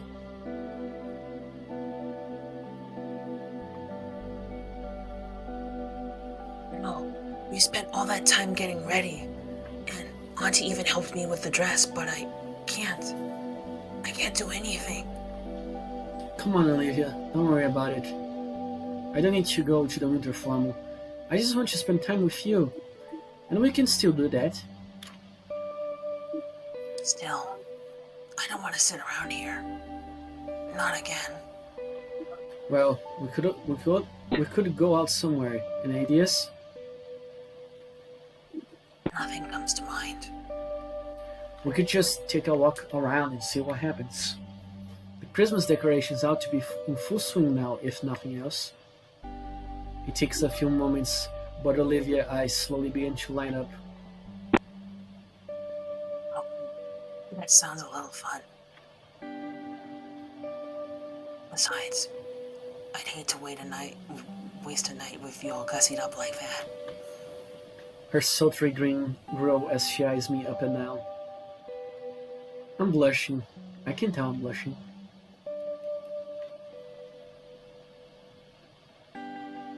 Anyway, sorry I couldn't do the same for you. It's fine. I'll find an excuse to make you wear it later.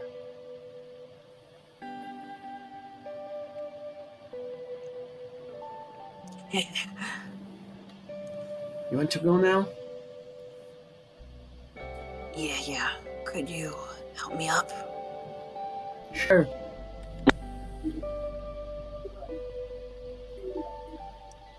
Thanks. I stand up from the bed and bring over Olivia's wheelchair, helping her into slowly.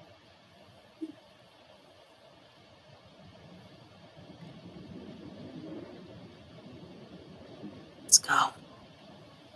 Grabbing the chair from behind, I got Olivia out of the room and through that deserted townhouse. On the metro, it's strangely emptier than normal. It's just Olivia and I in the car, for once. Now that I think about it, everybody is going to be at the formal, so it really is just Olivia and I tonight in general. The metro gently sways up back and forth while we wait for my stop. I glance over at Olivia through my sunglasses. She's turning back, staring out the window, drifting through her own head as she repaints the world in her image. She does see things differently than most. It's a gift she should treasure more. Man, is this really okay? I get the feeling that this is one of those things that she always going to regret. Not that I should have forced her to go or anything.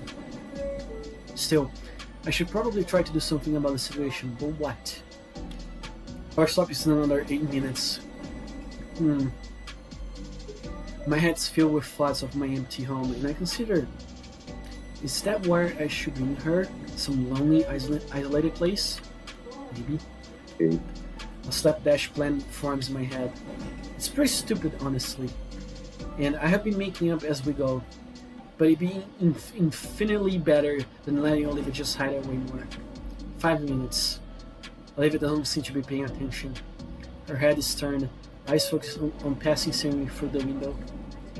She probably expects me to tell her we are at my stop. I can feel the train slow down, just a bit more. So I stay silent and turn my head towards the window too. I guess she must be deep in thought, because even as the train stops at our station, she doesn't budge. It's the moment of truth. The doors slide open, and then they shut. The train continues. We are now in untested waters. The trains us take to an unknown destination. Hope it's a good one. After a few minutes, Olivia comes out of her reverie confused.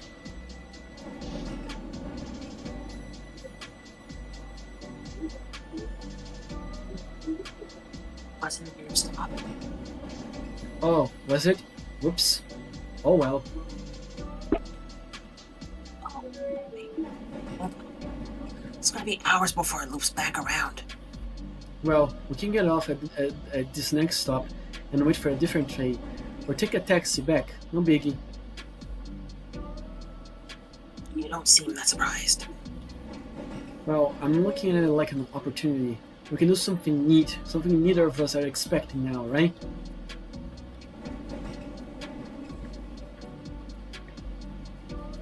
Yeah, yes. I think that would be cool, yeah. The metro starts Okay. slowing to a halt. I squeeze Olivia's hand. Adventure? Yeah, adventure. I just gesture out the door in polite ladies' first manner. Then I start pushing her once she walks away from the hall. The cold December air hits like a brick wall. Jeez, it's freezing. Okay, are there like... Oh. We exit the metro onto a carefully placed stone path. The district is enchanted. Older buildings of faded stone and brick with colorful lights casting them in a magical glow. Older but well kept. As we move along the cobblestone road, I feel as though Olivia and I had gotten off the train in another time period entirely. Gas lights, decorated with tinsel, replaced the modern street lamps that normally light up the sidewalks. The difference between this place and the rest of Vocadera is night and day. It managed to invite an even cozier feeling of the holidays. Wow.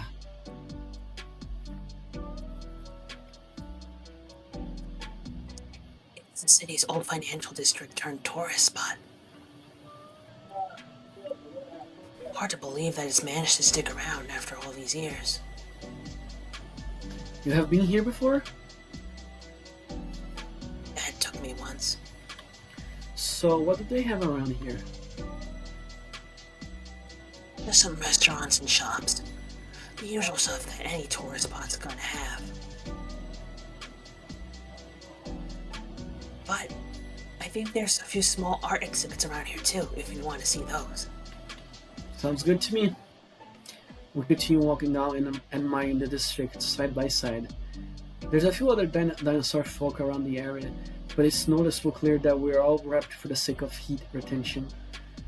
Thick coats and puffy jackets were the primary appeal, with some added scarves and beanies to further aid in keeping warm. Though even with being purely for necessity, there's clearly a winter fashion scene to take advantage of. A small but noticeable cherry noise pulls my current train of thought. I look over to Olivia, who's doing her best to stop herself from vibrating her chair. Only now does it dawn to me that Olivia's hoodie is the one thing that's shielding her from the frigid climate. Hold on a second. I quickly undo my coat and drape over her. What the hell? It's worth getting my ass handed to me by Snow Miser if it means keeping her somewhat protected from the cold. Shall we? After a bit more walking, we find ourselves in front of a quainting bistro. Think about it, I'm a bit hungry. There are a few tables inside, but the outdoor seating looks relatively open. And there's even heat lamps near each table. I gesture towards it. Olivia glances over. She considers and gives a brief nod. When we enter, we share a mutual exhale as the warm embrace of modern air conditioning welcomes us. There's no line, but the tables are all occupied. The waitress behind the counter is sympathetic to Olivia's shivering though, and offers the patio table beside the largest heat lamp outside. Oh. Our order of burger and fries was quickly made, and we are ushered into the warmest spot in the front of the restaurant. The warm burger and heated light invigorate Olivia. I hadn't really realized just how bad the cold weather affected her, and I feel relieved as I watch the cooler return to her scales. And as she recovers, so does her appetite. As I slide my plastic basket of fries to her, I notice that the little square has gotten more populated. Despite the cold, several dino families fill the remaining seats, some with food, some just take advantage of the heaters. Something going on? I poke Olivia and gesture around. She shrugs. After a few more minutes, an oddly dressed group crosses the middle of the square. Compared to everyone else, they are undressed for the weather. Wearing fur vests and oddly baggy shorts. There's 10 of them in total, a family of feathered raptors. Swallowing a mouthful of burger, I turn to Olivia to ask and see an excited gleam on her face. You know them?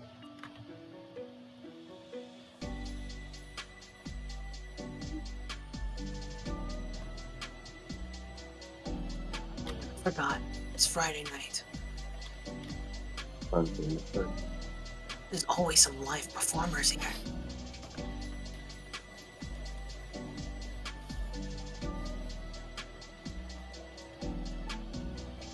Just watch. Whoosh. Whoa! Ooh. An elder-looking dinosaur stands out in front with a microphone. He must be the leader. Ringmaster? Good evening, everyone. It's a truly magical frosty night out, so let's warm up things just a little bit for everyone. Each member is adorned with various hopes and juggling pins the light ablaze. So please, gather close and let the Ashtail clan share a little fire with everyone. And I will introduce myself. I am Fire Master Alejandro. I assure you, tonight is a very special show. Fucking estereotypical Spanish voice.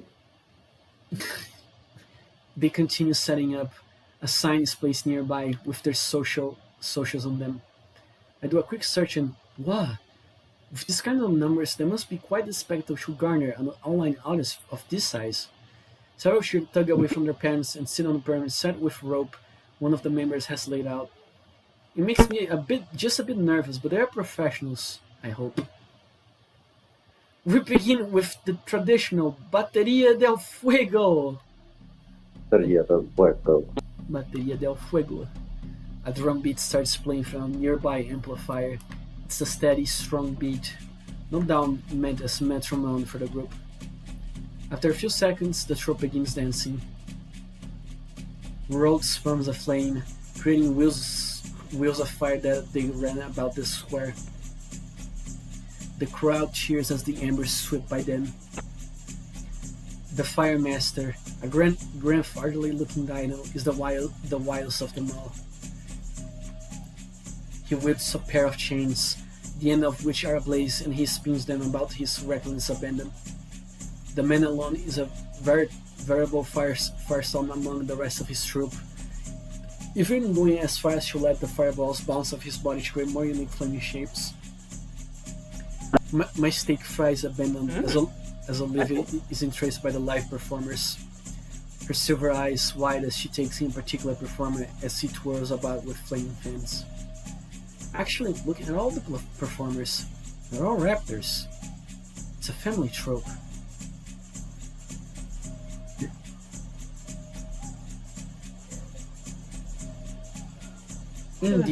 Indeed, all ten fire dances looks to be a single large family, though there were some minor differences between them. The biggest one being small flourishes in their vast and prop. The temple of the beat hastens, and the spirally fire dances move around their elder more swiftly. And all of a sudden the drumming halts, and the performer brings their fiery props to a halt before them. The older leader chain swings straight up, between fireballs hanging over him for a split second. The blazing orbs descend and all the raptors exhale into their props as the fireballs crash into the earth, creating a great gout of flame upwards in a fake smile of a bomb blast. The fire recedes and the members of the troop regroup, the ringleader once more taking front and then center. There's applause. A lot of applause. I didn't even realize I was clapping wildly until I felt my palms sting. The elder dino motions for the crowd to quiet down, and once we're all silent, he makes you speak. Thank you. His acid is speak. Oh god, I did a bad voice then. Oh yeah. Oh fuck. Okay, so It's okay. For those of you who are new to know, we, the Aztec Clan, the Aztec family. thank you, Butcher. I guess I should have given you the role to this character since you know you're the Spanish speaker here. Hello. Yeah. The other 9 members hoot together, blowing smaller flame pillars. Having this mountain dancing memorial. He saunters around the open square, casually twirling his chain as though there weren't a softball-sized fire at the end of it. Generation upon generation, we have yesterday visited to Volcadera. I, Alejandro Aspe, am the 7th heir of the family. He pauses to let the crowd take in the information, and then struts back to his family. There's murmurs, and even the other performers look confused as he wraps an arm around one of the female performers and moves back to the center with her. This is my granddaughter, Michael. Alejandro pushes the youngest woman forward, a slight taller but more lanky raptor compared to the stocky leader. She looks to be about our age. Okay, MJ, you wanna do Michaela? Is there a big white one? Sure. Greetings, my friends. Tonight is also a special show for another reason.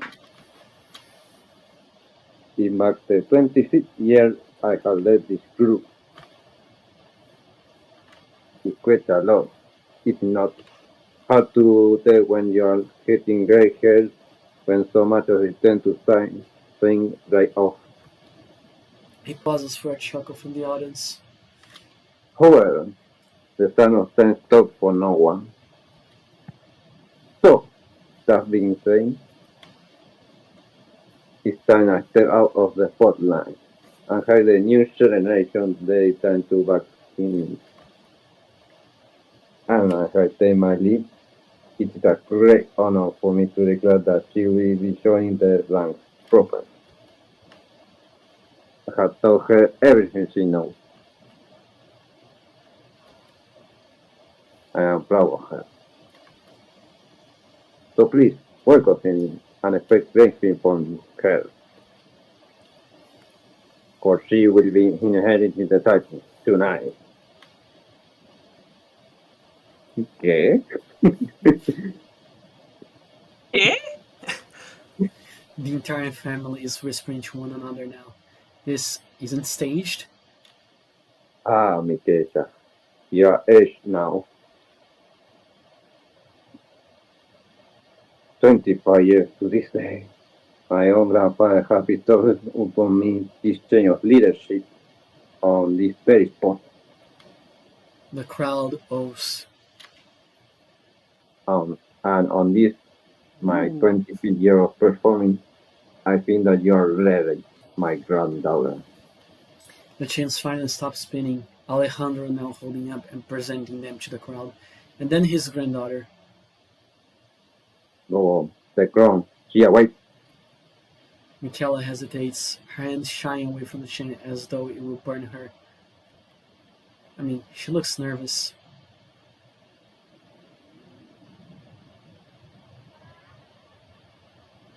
Grandpa, this is. Oh, whoop. I know you are ready for this, sweetie. He looks her in the eye, and his once bombastic tone is now more soothing. You have devoted your life to own tradition, absorbing all the lessons in the illness. You have that fire inside you, just like the fire that I am giving to you now. The fire master turns to the crowd with a giant grin, his voice larger than life.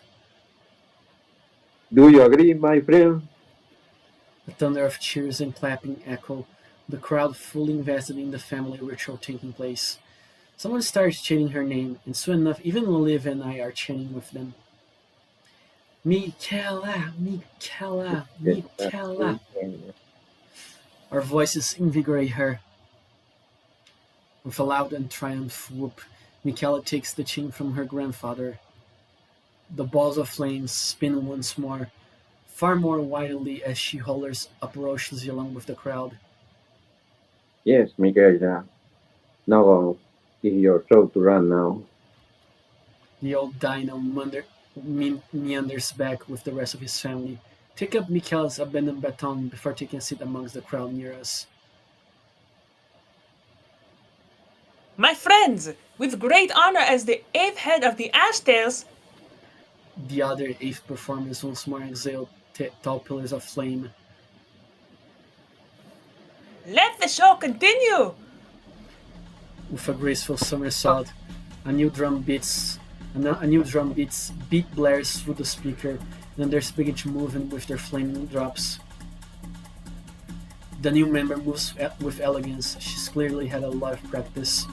That grandpa. Whoa. Hey, what was that? What was what? The smile just faltered. I saw it. In the corner of my eye. What's up? Aren't you observant? I just feel for him a bit. Fire Master. Why? In a way, it's kinda sad. The great Alejandro will retire and his granddaughter will take his place. What's he gonna be doing for the rest of his life? He loves this job and he just retired. He's never going to do it again. He's going to enter his twilight years and know the best is behind him. What do you think? It's what I worry about. Olivia looks back to the show. The newest member dances elegantly. The performers laugh, Hood I in don't know. the He was happy to be there. The performers laugh and Hood in the square with the new leader of the troupe. Compared to her grandfather, she's far more energetic. Her flourishes and sweeps are far faster than Alejandro's. But even still, for snippets of seconds, I would see some worry cross Michaela's face, questioning herself or her movement or something. The look would vanish though when another of the troupe would pass her by, whisper something to her, or perform a duet more with her help to correct her. Checking the show now, it feels less refined compared to the first act, but also more real and vibrant. The Fire Master claps along to himself, giving a reassuring thumbs up. Olivia looks to the older man, lost in thought.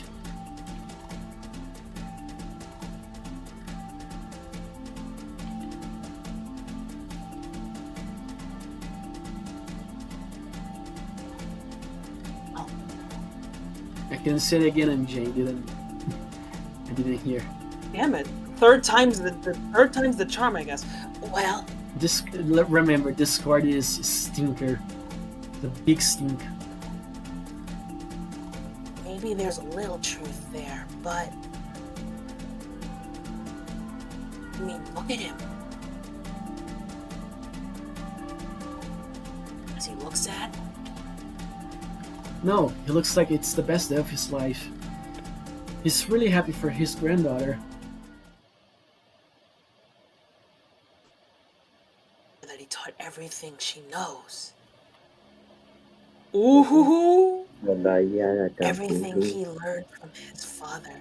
One day the torch was passed to him, and he upheld that legacy he inherited for years and years.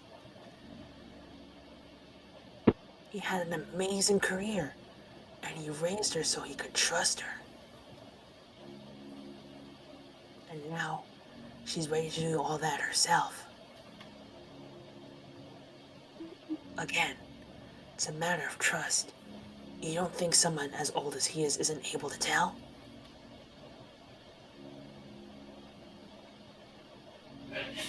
Only a poet could appoint another poet. Okay, I didn't hear the first part though. I think the first part cut out.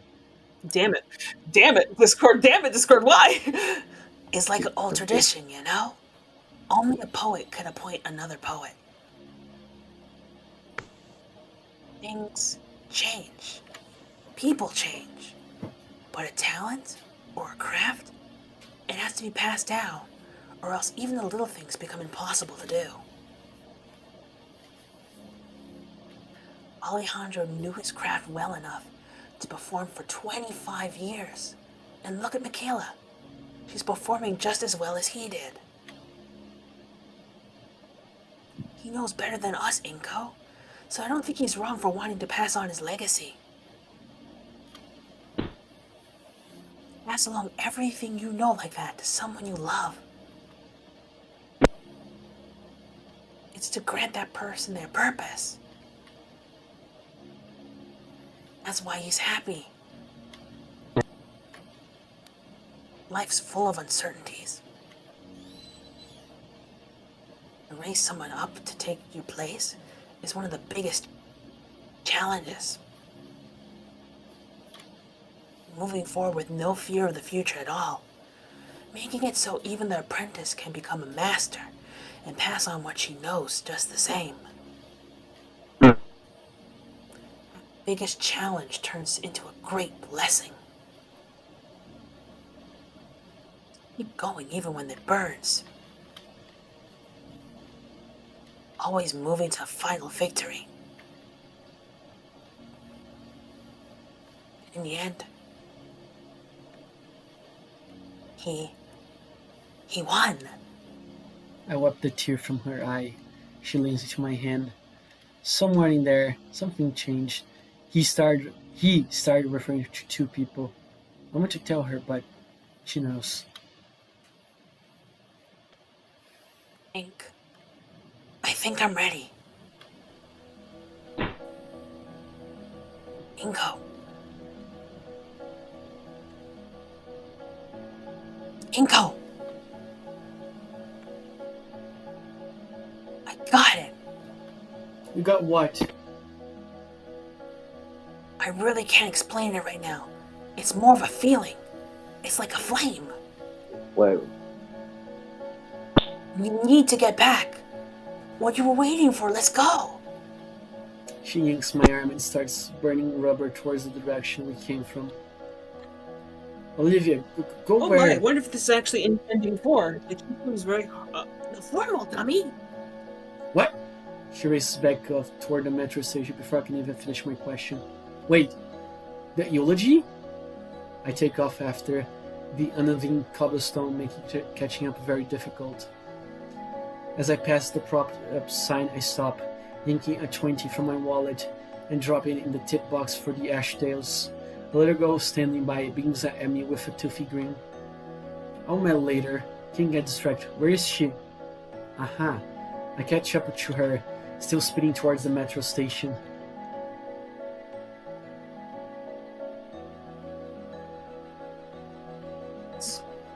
Is there still time? It's almost 9. There's time. We can make it. We can make it. Should we run back to your address? Olivia stops and skis to face me. It's the other way. We can't.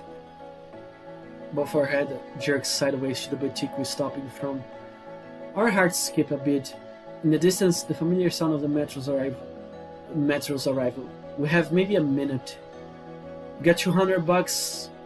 You got $200. Merry Christmas.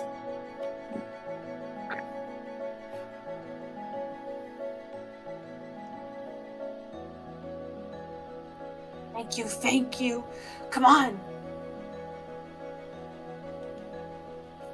Olivia drags me into the store, scanning for anything she finds acceptable.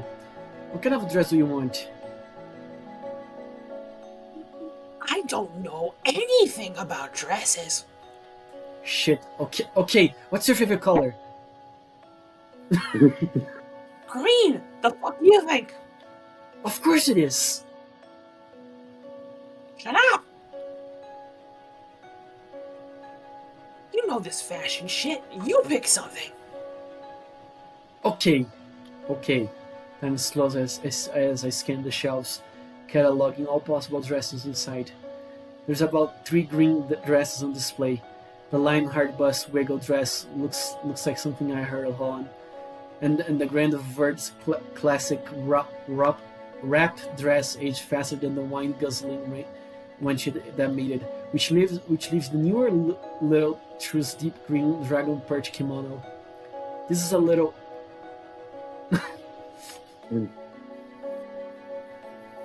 It's beautiful. I'll take it. fai qualche grado de grande verde. I'm curious if this is ending 3 or 4 because I cannot really tell. I toss over to her and she catches it. With the dress in town, Olivia wastes 0 time and speeds right to the door with enough force to nearly knock me off my feet. I have to stop the shop owner from giving chase by hastily handing her the 2 Benjamins. Sorry about the keep the change, Merry Christmas and Happy Holidays. Olivia's still ahead, trying to put the dress on already, and still move forward towards the metro. We're right there. Lift your tail. She understands and quickly shifts her tail in an upright position before I grab her handles and keep rushing forward. Right as the doors start closing, I muster all the strength I have in me and boost Olivia into the cabin. I manage to throw myself inside before the door could close on my foot. I slide Olivia to the side and stop myself on the armrest of the opposite seats. I'm left breathless. Oh.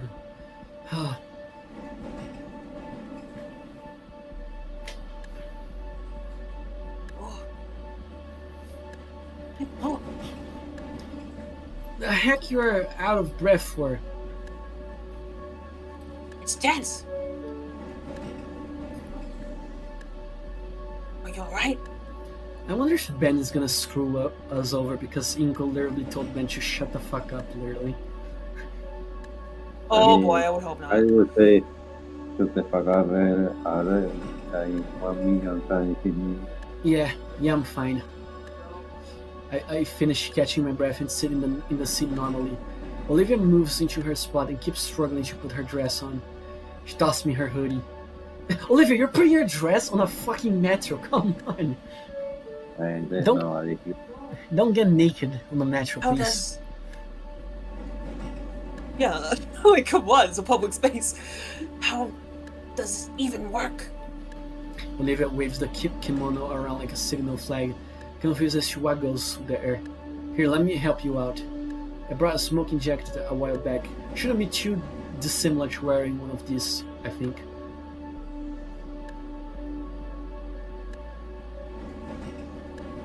Smoking jacket? I didn't think you smoke. I don't, just thought it would be cool to have. I help Olivia off of her wheelchair and onto the metro seat, since that should make the process easier. It takes a bit of trial and effort and a quick SnooTube tutorial, but we eventually get the Naga Juban and kimono on. Oh god, she's gonna become full Japanese. Totally aced that pronunciation. After making sure all the knots are tied securely and her tail is poking out of the accommodating slit on the back of the dress, I help Olivia back into her wheelchair.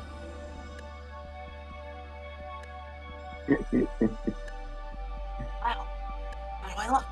Oh, she looks pretty. Really interesting. Yeah, she looks like one of those like daughters of a rich Japanese man that lives like traditionally. I take a good look at Olivia in her dress. Even though this was the last minute, she still managed to take my breath away. You look beautiful.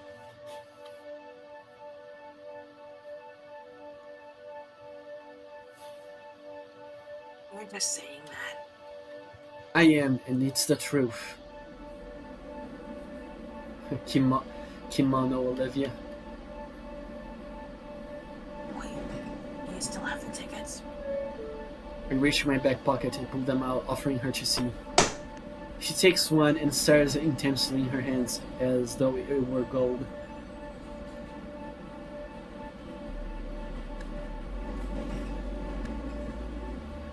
PM to 10 PM. She glances at the terminal. 9:30. We can make it. They'll be close. This speech might go a bit over the limit, but we can make it in the last minute. I sure hope so, Olivia. Okay. Olivia starts hyping herself. Her lip moves, but no words come out. Olivia's head would occasionally bob in approval or shake in disapproval too. There's a heavy tension building in my chest. The LED clock display in the carriage looks like it's going twice as fast. I can't tell if time is going too far or our train is going too slow. For the whole ride, she speaks silently to herself. Probably seeing the new speech she just pieced together. Man, I love seeing her like this. With my phone, I check Google for the fastest way to the convention center. We're cutting really close, made it worse by my discovery. While I don't want to disrupt her concentration, we have to transfer lanes at the central station. Olivia is still lost in her reassural as I push her out of the train and race through the full railway station. I curse the building's layout. The second line having been built while it feels like miles away as I try to get us to it. At least I see it. A sign directing to where exactly the convention center tram is. Downstairs. With a silent curse, I beeline for the nearest elevator, Olivia's wheelchair becoming an incidental plow as we push through the late night crowd. The elevator door looks positively ancient, but that doesn't matter. My full palm slaps at the button roughly as even more adrenaline pumps through my veins. Right now, I feel a sort of hyper-awareness, the rest of the world going at a snail's pace as I repeatedly jab at the button. When the doors finally lurch open, I practically shove Olivia through, startling her from her fuzzy last.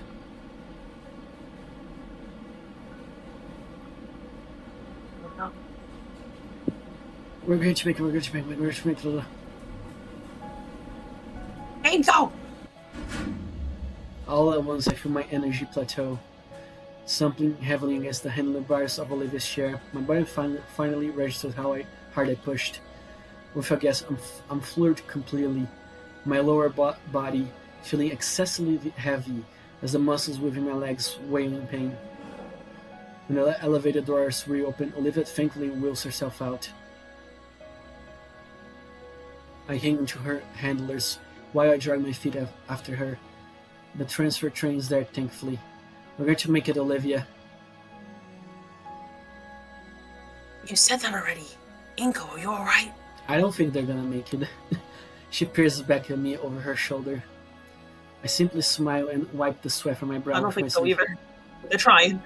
They're trying. Getting aboard the new train, I allow myself to collapse on the seat by Olivia. Olivia keeps looking at me with her moon-shade silver eyes filled with worry. My only response is a tired smile and thumbs up. The second metro line goes out just as fast as the first. 9:45. I don't dare interrupt Olivia here. She continues mashing all the right pieces together in her head. It's not just a speech. It's all a new part of her she's suddenly awakened to.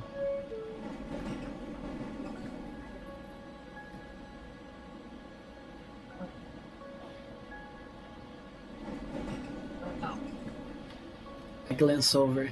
She offers a hand, and I take it. So happy you're here. Thank you.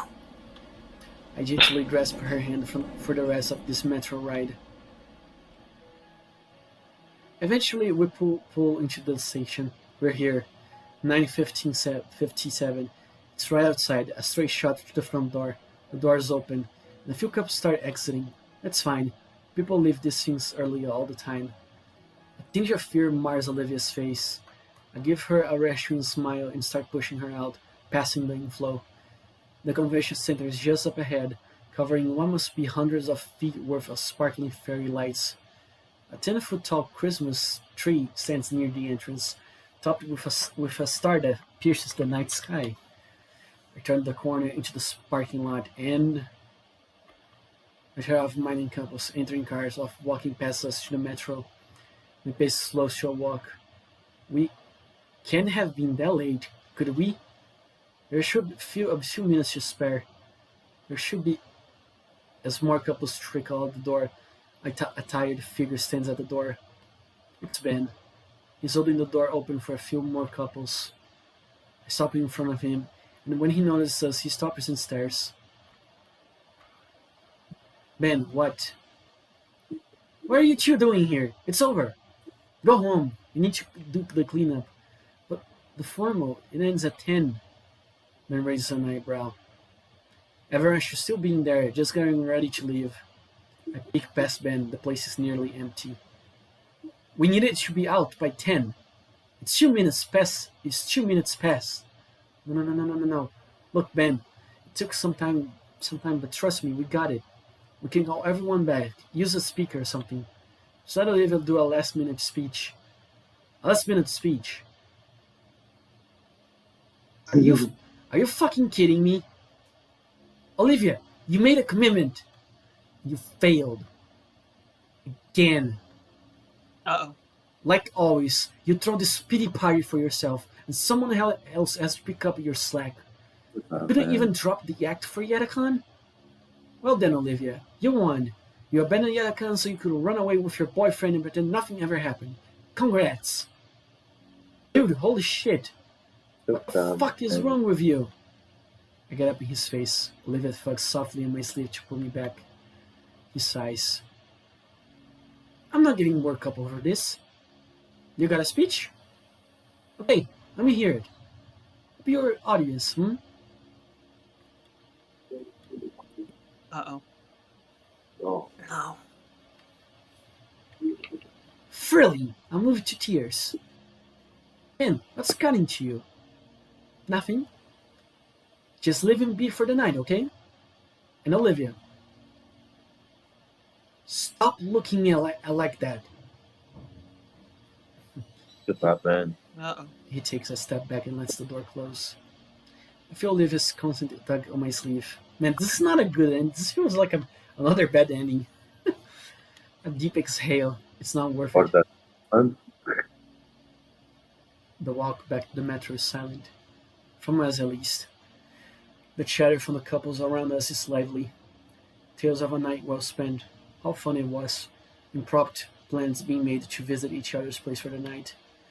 But Olivia just left out of it. She was so excited before. It's like someone clipped her wings. Someone. I'm not letting that guy live this down. A heavy gloom hangs above Olivia's head. Sitting silently in the empty car with her, any previous words I had to help are simply gone. Instead, I lean closer to her, my hand finding one of hers that's balled up tight in her dress. My fingers softly unwrap hers, carefully disentangling them from the soft cloth in her grip. Her head tilts upright, just enough that I can see the fresh tears trailing down her cheeks. Once more, I take her facing my other end, my thumb whipping away one track of tears from her. A sorrowful smile spreads across her lips, small and feeble on the verge of breaking. Rising from the seat just enough, I bring myself closer to Olivia. The hug is awkward and shaky from the rocking of the train, but I keep tight hold of her, cradling her head against my chest. Olivia's tears soak into my suit jacket, already ruined from our failed attempt to get to the formal. I couldn't care less for the damn thing, though. All that matters right now is being here for Olivia. My front door opens easily enough as I slowly wheel Olivia into my home. I don't know who's more tired, but I know for a fact that I'm in need of a change of clothes. Olivia? She simply responds with a non-committable grunt. I need to change out of this. Another grunt.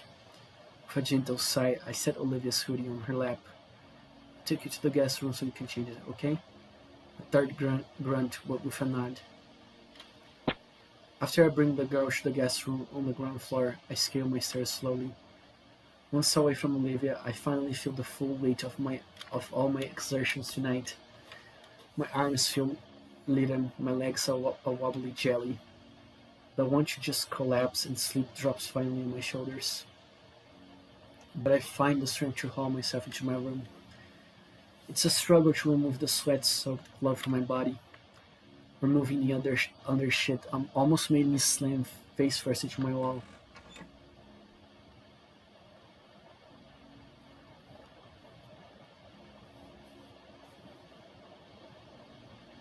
MJ, I see you again. I said it though. Like, Discord's not picking up my voice. Nope. Inko, Ah, there you go. What? Ah! Ow.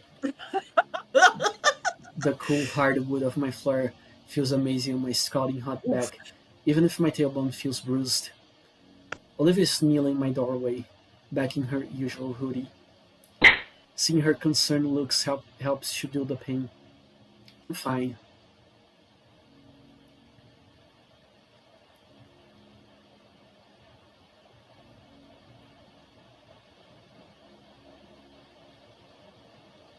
Again, Discord truly hates you, MJ. I'm Damn sorry. it! Damn it! Third time, I guess. Oh my god. good. Ah, there we go. She shuffles further into my room, her eyes roving over my walls thoroughly. I consider standing, but my legs could use some reprieve.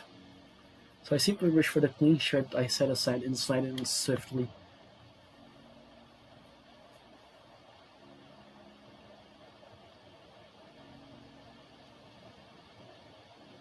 Nice room. Thanks. My knees ache terribly as I shuffle after Olivia, uncaring about how it may ruin my dress slacks. Olivia plants herself at the foot of my bed, and I take the spot right next to her. Her hand finds mine immediately, and her head lands on my shoulders. We simply sit and relax like that. The stress from what it all oozes off me as Olivia nuzzles against me. It's an odd sort of silent serenity that settles on us. No sound at all, except for how breathing each puff of air taking with it more and more of our worldly troubles.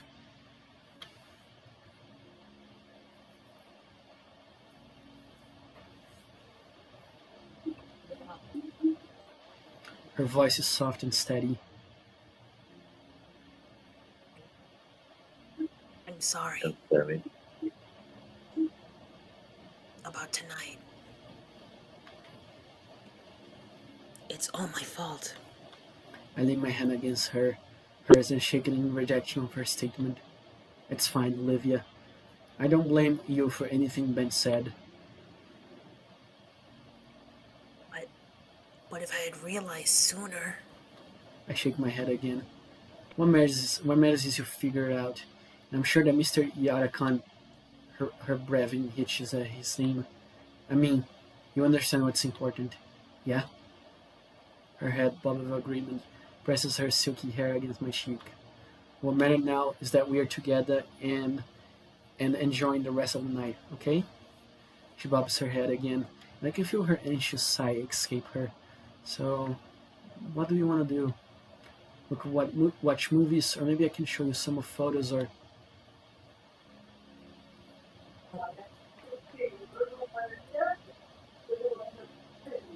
Go. I pause to hear out what she wants. I'd just like to stay here. With you. Of course. Another pause. But, What is it? Just name it, Olivia, and I'll do my best. well, could you turn the lights off? Oh shit. The lights. Those lights? The ones with the switch all the way back at my doorway? My legs are practically cinder blocks now with how heavy they feel. But if that's what she wants, oh, of course. Sheer brutal agony lances through my sore leg, but I manage to get to my feet. I swear I hear sniggering as I slowly shuffle to the light switch. Must be my imagination.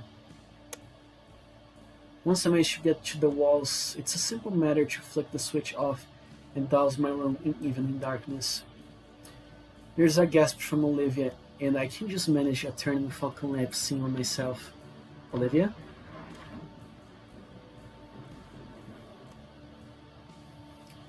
Stars, Inko. Stars.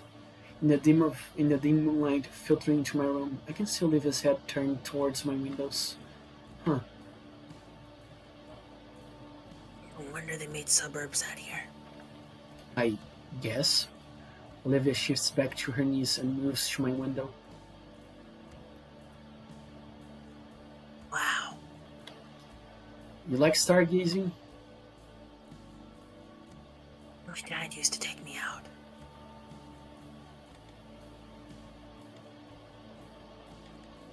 The nebulas I saw back then. Those colors. They've always stuck with me, swirling around in my thoughts. Managing the steps needed to reach the window, I stand next to Olivia and look through the window. It's a clear night with the moon only a quarter waning. I had never considered it, but these new suburbs don't have too much light pollution, unlike Olivia's neighborhood. How long has it been since she's seen a night sky like this? My legs finally reach their tipping point, and I find myself collapsing into my desk chair. When my arm lands on my desk, my hand lands on something.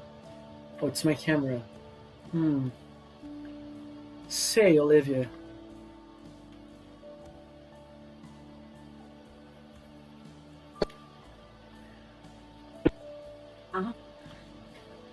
Would you like a better view of the sky? Here. I find my tripod and search my desk for my biggest camera lens. After some practice setup, the camera is pointed right out my window, aimed at the cosmos above, and then the whole thing is connected to my computer. Presto, our very own observatory. The screen fills with a beautiful high-definition feed from the camera. I slide in the computer chair to show Olivia.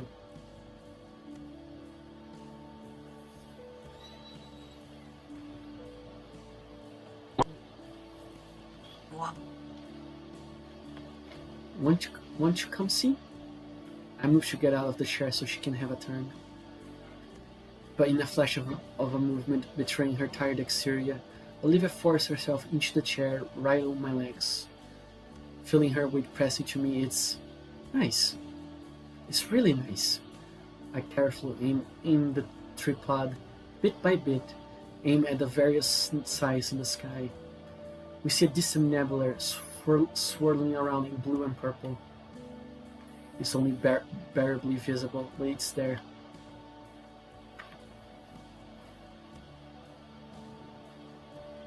I paint something like this sometime. I bet it would be really pretty.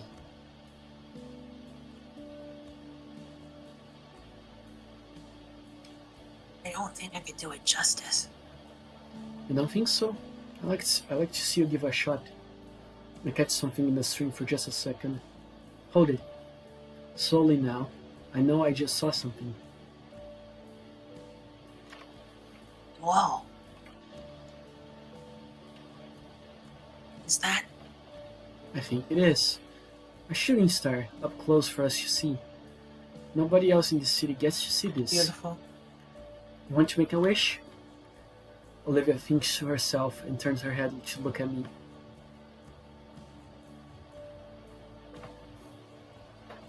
You saw it first. Are those the rules? Alright? I wish, okay, think fast. I wish things would turn out okay. Sounds good. For some reason, I always think you're supposed to pray a bit when you do this. Oops.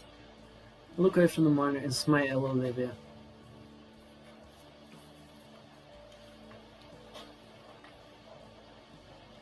Oh, I don't want to tell you. Besides, it's already coming through. Olivia rolled her eyes, though the screen lighted up her smile too. Feeling her snuggle further into me, we continued looking at the celestial bodies that hung over us. My arms wrapped around her midriff, holding her as close as possible. It's how we spent the night together, just us and the stars and nothing else of the world. The purr reverberating from Olivia and from my chest slowly soothed us both to sleep. Yes, I wish. It's coming true. Aw. A month has passed since that night. I had Olivia. Time she skip time. I held Olivia, she held me, and things were okay, just for a while. After everything she'd been through, Olivia needed something to help lift the burden weight from her shoulders. Thankfully, the next day marked off the beginning of winter break, and we ended up spending most of it together. Most of the time, it was just hanging out at each other's house, watching shows and playing games. She even taught me how to get guts to perform tricks. It was simplistic, but those intimate moments with her were memories I'll cherish for long as I live. I even got to spend Christmas and New Year's with her and the Payne family. It was the closest thing to having a real family I have experienced in years. In those 2 weeks, I had never felt more connected to Olivia. Time marched on though, and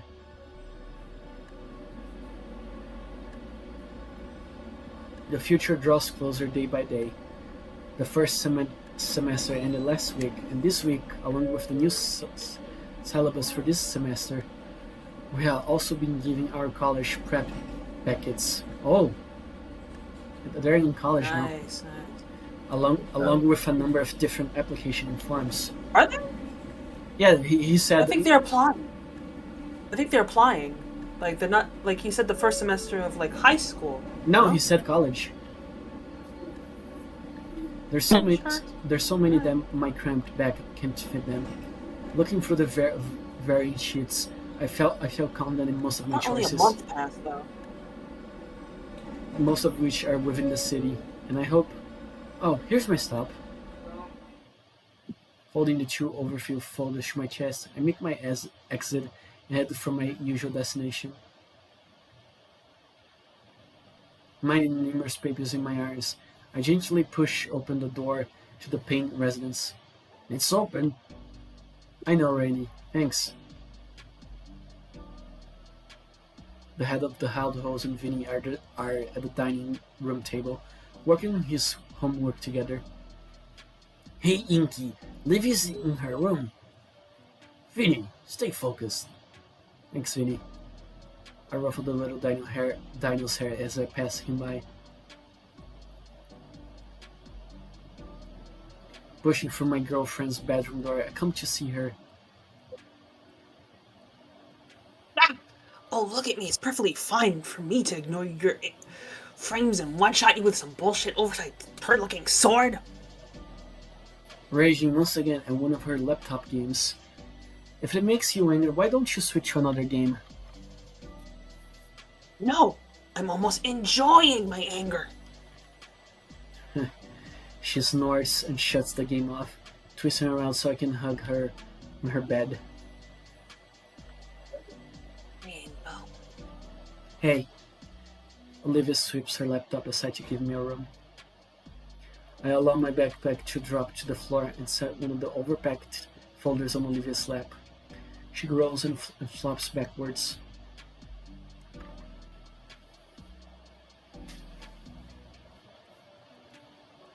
Come on, Inko. It's Friday. It's Thursday, actually. That isn't coursework, though. Olivia sits back up and checks the folder. Then what is... Oh. These. Leaning over, I pull out her actual classwork from my backpack and set the sheets on her lap. Yeah, it's really starting to pile up. It's a bit of work getting your teachers to pass the stuff along to me. There's probably a week's worth of stuff this time.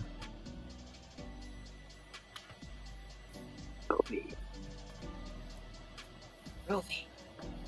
Do we really need to? Yes? Come on, I know most of this stuff, so this will be a cinch. I get the first assignment out and use a binder as a clipboard, ready to start. The first assignment was just some busy work with crossword puzzles involving state capitals. While Olivia lazily drags her mechanical pencil across the page, filling out, I bring it up. I miss you. At school. It's not the same without you around. School's been back in session for nearly a month now. At first, Olivia was eager to return. Then she just skipped a day, then 2 days in a week. This entire last week, she's just been absent. Ever since that night, she's just lost more and more motivation to graduate.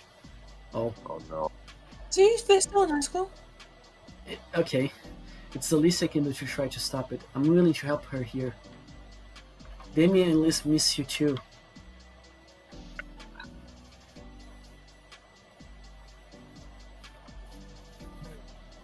Sorry. I'll probably go tomorrow. Probably? Olivia, I'm worried for you. You're right at the finish line. It scares me seeing you get seniorities like this. It's not senioritis. Well, it sort of is. She does a little hand gesture and sighs. I just don't see the point.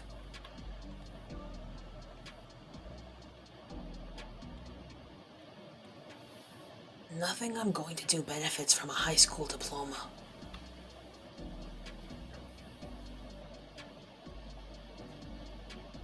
Right?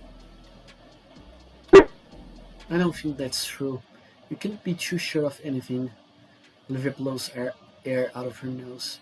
I place a hand on Olivia's shoulder. Please, Olivia, just do this for me. She stares back, a twinge of fear in her eyes. Alright. Just for you. I'll consider it. Thanks. We keep working away at the pile of assignments. A few papers in, Olivia thinks she boot up her laptop and play some ambient metal for us. She occasionally asks my opinion on a song, self-conscious if I like it or not. At a point, Mr. Payne lets us know he's heading out for some errands. It's pretty nice, getting to teach Olivia what she needs out in our classes and keeping her up to speed. Dare I say, the schoolwork is even relaxing. Less so the busy work, more so that we're together. About halfway in an hour, there's a loud knock at the door.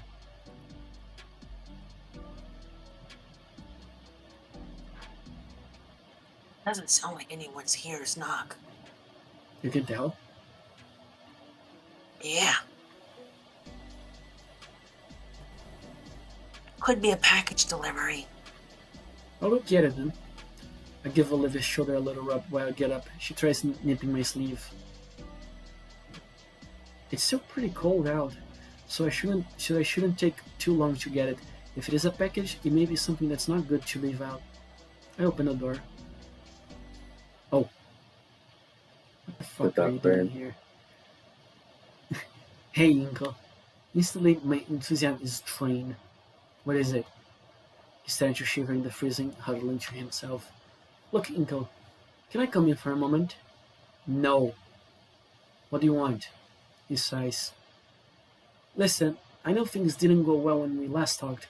We didn't live on good terms. Should not be, man. I'm here because of Olivia. Why she's not coming to school? None of your business. She needs to keep her grades up. I feel my synthetically curled my expression to a grimace. What? Fuck off, dude. No, this is serious. Why the hell do you think this is something you need to be involved with? I'm working on it. Are you? She's about to lose her eligibility for graduation. She's going to flunk out. My fingers dig into the wood of the doorway. I had figured, but she hasn't missed that many. Liv completed all the assignments and... How close? Dangerously close. Close enough that I got the memo. What do I do then? We need to convince her to go back. Some people keep letting her get away with by handing her pity points, but there should be no excuse when the situation is this dire. What do you mean by some people? Ingo, it's obvious that you're only encouraging her to fall further into the abyss. If you keep enabling her to slack off, she's never going to improve. You have to know on some level. I know you know I'm right. So if you're not going to do anything about it in a meaningful way, then I will tell her myself. Ben has the audacity to try walk past me, but I shut him down, a firm hand to his chest. Why can't you get the idea, Ben? Olivia wants nothing to do with you. I'm trying to do what's best for her. Ben starts yelling at near the top of his lungs. Olivia! Please just hear me out. I'm just trying to help you. Ben, stop. Just let me talk to you. Stop! Stay away from us before you make things even worse. Ben stands there, unable to form any more words. For a while, I can't either. You psycho! Outside Olivia's room, I dread turning the door knob. If I'm lucky, she just crank up the music the whole time and think that was just a delivery. Nice little fantasy. I know better than that though. The music's already turned off. She turned down when I opened the door. I sigh and open up. Olivia's held on the bed, knowing her knees tight. All my work is crumbled and torn, cast aside off her bed. Damn it. I'm so close. Olivia!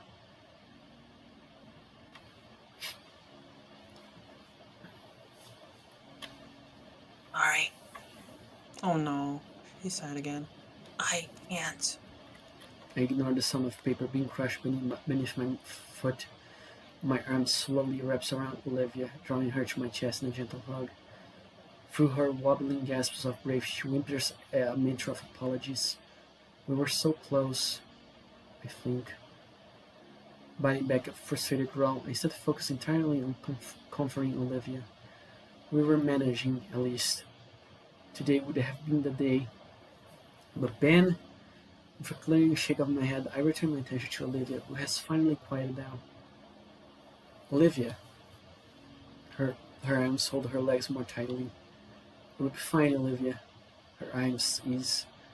We'll figure things out. I promise we'll figure things out. The rest of the school year is a blur to me. Days turn into weeks, weeks turn into months. It didn't even hit me that I was graduating until the day finally came. Being handed my diploma, shaking Scalar's hand, it felt almost surreal. It was the moment that I had been anticipating the entire year, and I finally achieved it.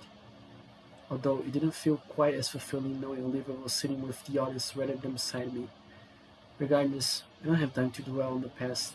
I need to worry about our future, and that means supporting her. I didn't even bother to check where the acceptance letters had come from when I was still here in Volcadera. It was a simply matter of going through the motions, filling a schedule, talking with the counselors, choosing whatever programs. The content didn't matter, just need to get somewhere for both of us. The late March rain patters on my windshield. Pollen is going to start becoming a problem soon. Man, I can't wait to just relax. Today sucked. Between the yelling, almost getting hit by a car, all the running everywhere, I'm exhausted. I think of Olivia and yeah, it's all worth it. I can't wait to get back home. Spring break finally rolls around.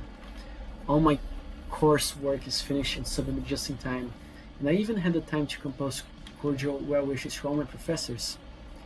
It leaves all my responsibilities ticked off my mental bucket list.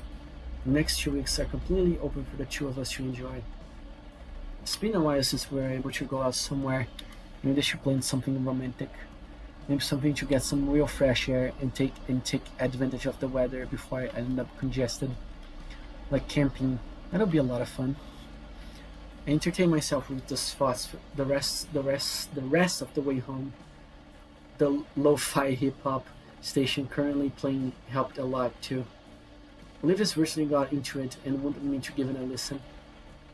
Gotta say, it's pretty good. Finally, I arrive at my flat. It's a smaller, cozy place.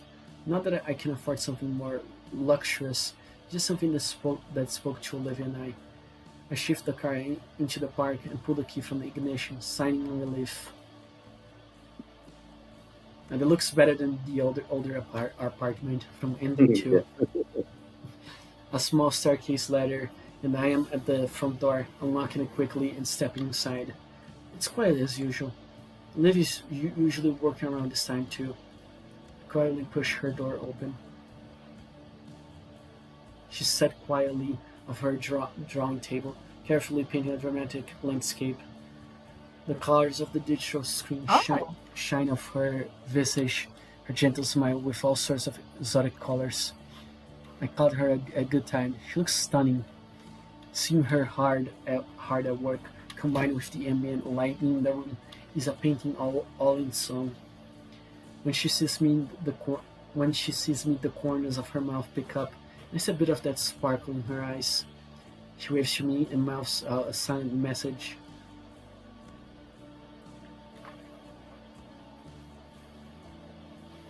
I love sandwiches. Yours is in the fridge. I return a thumbs up. I'll be out in a bit. Let me wrap up here. Gently, I shut the door not to make a sound. Sorry about that, guys. I need to start wrapping up soon, so... I should become an online artist. On that game. Nice. Our kitchen gets a decent amount of views, but it's kept pretty. Another timid. man. Another human man. Another On the book over there. Ow, It's man. mad. Everyone now and again, when I see some culinary do that, I'll pick up for Olivia.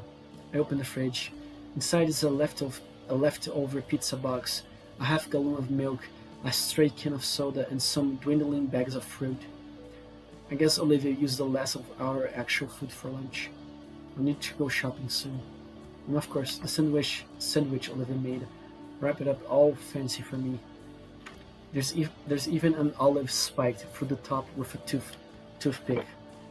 Looks good. I grab the soda and shut the door. Ordinarily, I sit at the table, but the couch is too inviting to my sore back. Olivia should be done with her stream soon. Maybe I should rent a movie or something. Before I take the first bite of the sandwich, the bathroom door creaks open.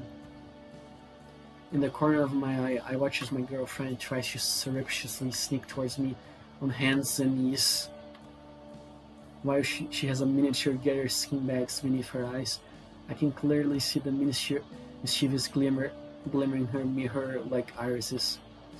Pretending not to notice her, I chew on delicious sandwich meat until I feel a sharp fog on my wrist. Her jaws is wrapped around it, gently gnawing on my limb. She lets go once I look at her, and I keep my hand out so she can take it. Once she does, it's a simple matter of drawing her up and onto the touch of beside me. She sniffs the air and follows the smell to my club, which she also snips at it. Hey, And some. one bite.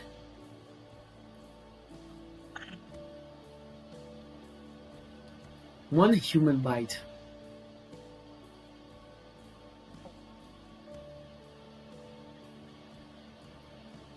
I said, hey, Now, Discord. Discord hates everyone. And there you go. She crunches off the other end, and I follow up with my next bite. It's good.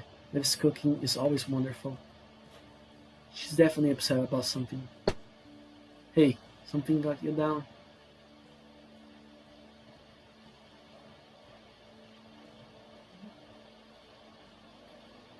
You seem low energy. Nah, don't worry about it.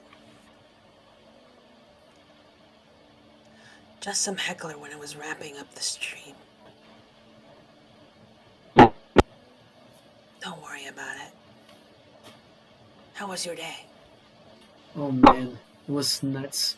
I barely had time to finish my last assignments to avoid homework. Like all the other students, we were in a rush too. Then there was some stupid bug with the submission website.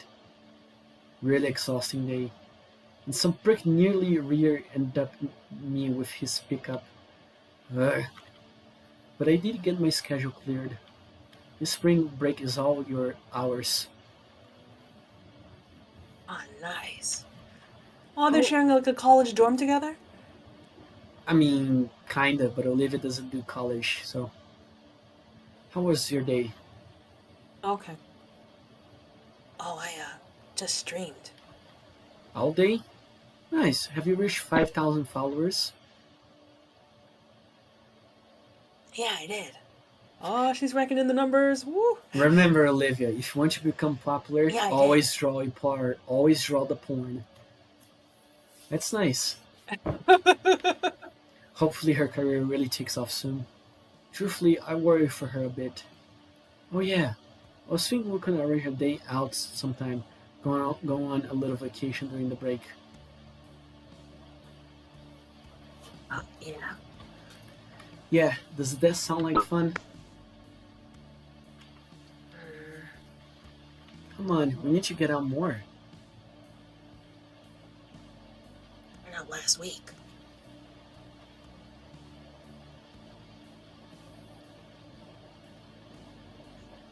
Okay, I get your point. Yeah, it sounds fun. Where would you want to go? A park maybe? I still don't know what's around here.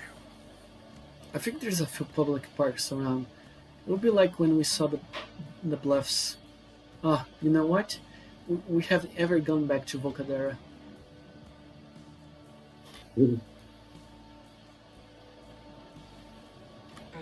We live in Volcadera, you dork. I meant the city. We should go check it out. I bet the painters would love to have us over.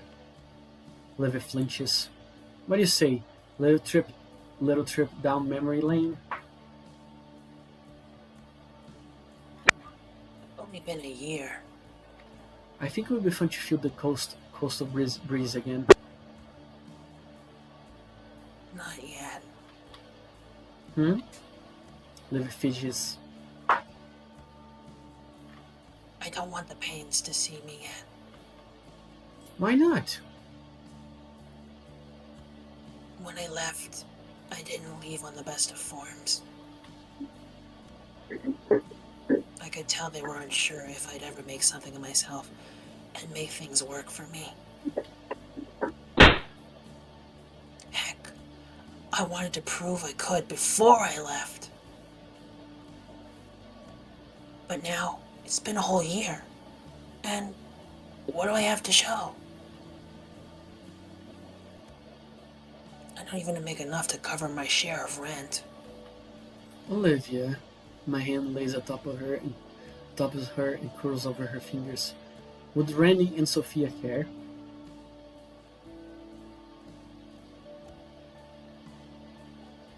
Well, Come on, we both know they had just love to see you again. Her vision eases and smile creeps slowly on her lips.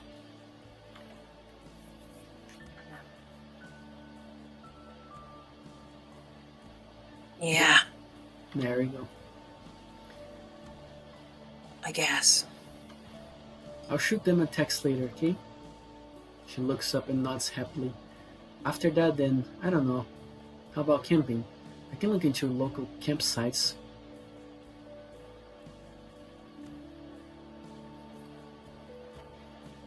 That sounds nice. Yeah. Alright. Hey, you up for a movie or something? She nods. Using the remote, I browse for something decent. Oh, they had a bunch of old kaiju movies. Nice. We're finally settling in for a night of cheesy rubber suit monster movies. At some point, Olivia's tail had wrapped around my waist and bodily dragged me to her. Slowly, the sun fades down, leaving us only illuminated by the television screen.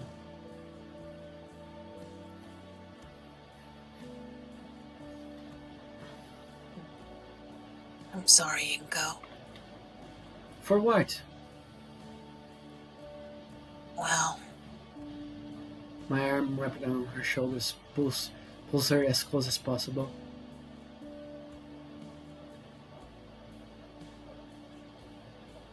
for everything. With a derived snort, I shake my head. You haven't done anything to be sorry for, Olivia.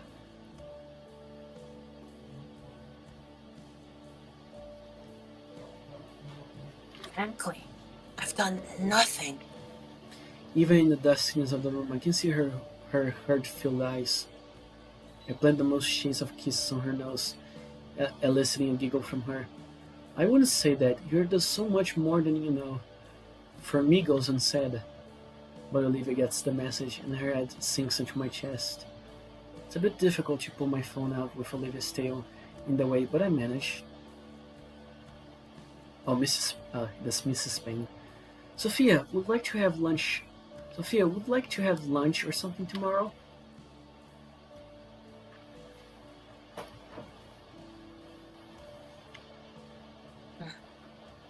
What are you doing? Sending that text.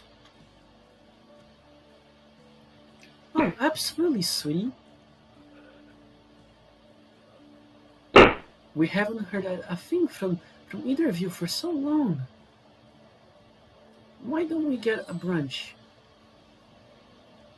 How would brunch with the pain Aw. sound, Slivy? Okay. Okay. It's been a while since I had Auntie's waffles after all. Brunch sounds good. Wonderful. Remember, brunch. I accept the automated schedule update on my phone and let it drop onto the couch cushion. And return to And our again, he still has not replaced that phone. my breaking phone, beloved, and return to our moving marathon. I always love seeing the old cinematography tricks in action. And Olivia's enjoy the cheesy battles. Well, we're both enjoying that part. It's made even better after I order a pizza. At some point, Olivia falls asleep leaning against me. I find hard to stay awake too. The morning sun greets us as we exit the flat together. I take a moment to bask in its warmth, breathing deeply the crisp spring air. Oh. Achoo. Excuse you, Inko. My hand is quick. You might have seasonal allergies. Unfortunately, my hand squeaks to rub my nose clear of any pollen. Sorry, Liv. Anyway, where are we heading first? Olivia ponders as she wheels herself to the car. She sways idly in her chair, really considering where we'd spend in the morning. Finally, she speaks up when I hold open the door for her.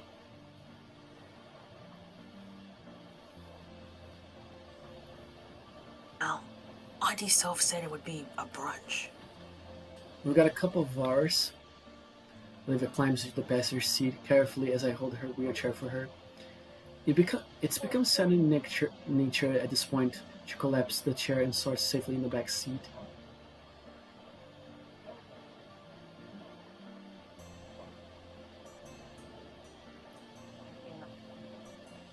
I don't wanted to take a trip down memory lane. Memory lane. Got it. Got the directions? Now in the driver's seat, Olivia has her phone out and connected to the car's older radio.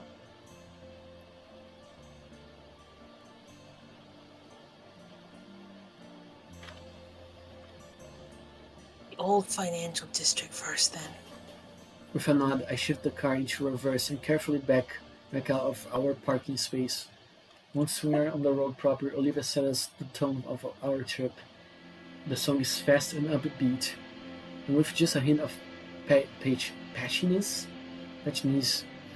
Glancing at her, I see that she's checked out completely. Her eyes cast on the passing view through her window. She won't be for too long, thankfully, since getting back home is easy if you know which back roads to take. As we pass through a congested section of the town, Olivia lowers the music and speaks up.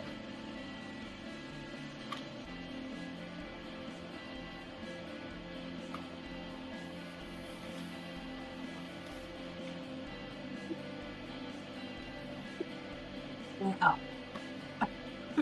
It's smart stuff. I turn to her and see her face pressed to the window. What is it?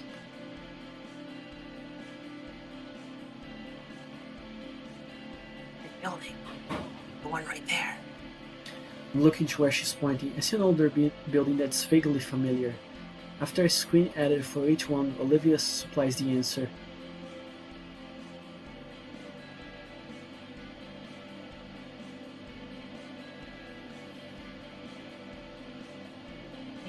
It's the old arcade. Her voice is low.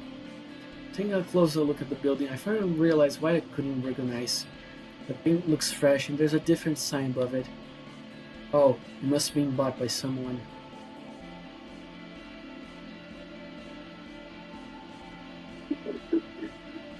Yeah. Do you want to check it out? We've got the whole day after all. With the heavy track of the main road, Olivia has the time to consider deeply. Finally, she sighs and shakes her head.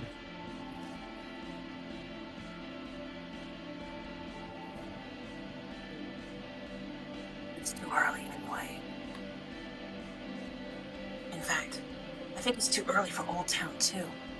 I doubt anything interesting will be open. Oh, well, any other place you want to see them?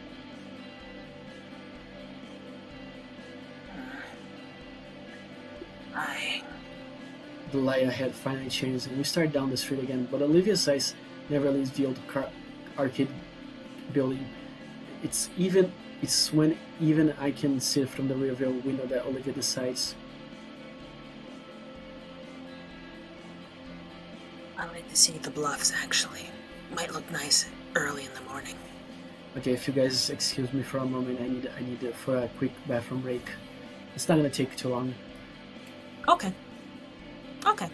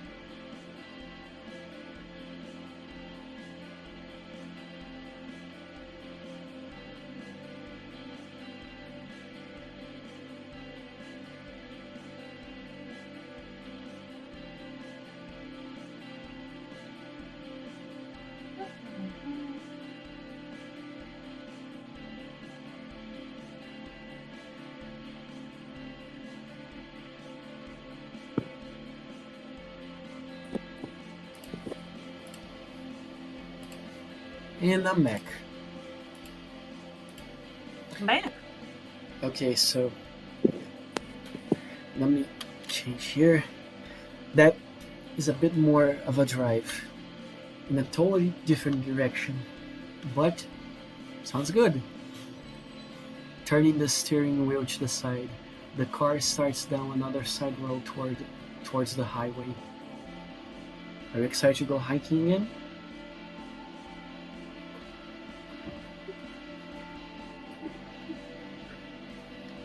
I mean, we don't have to walk the entire thing, do we? I just figured out it would be nice to do it again. I suppressed the word exercise from my mind. It'd be nice to it'd be nice to recreate our first real date.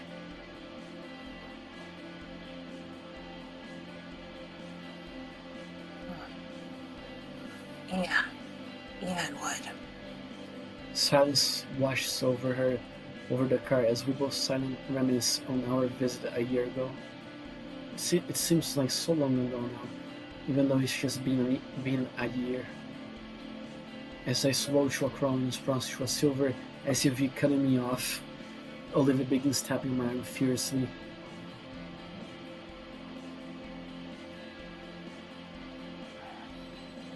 Ankle, look! Huh? She points at something out of my window. I shift my gaze to follow. To our left lies our old high school, St. Hammond. Oh wow, I didn't even recognize where we were.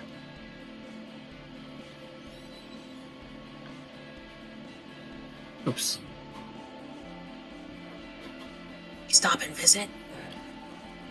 It's a Saturday.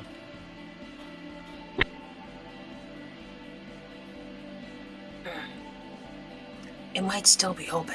There's clubs on Saturday. There are some cars left in the parking lot. However, seeing Olivia become so adamant about wanting to check out the school even after everything that happened last year, a part of me hopes that Olivia finally found her missing resolve.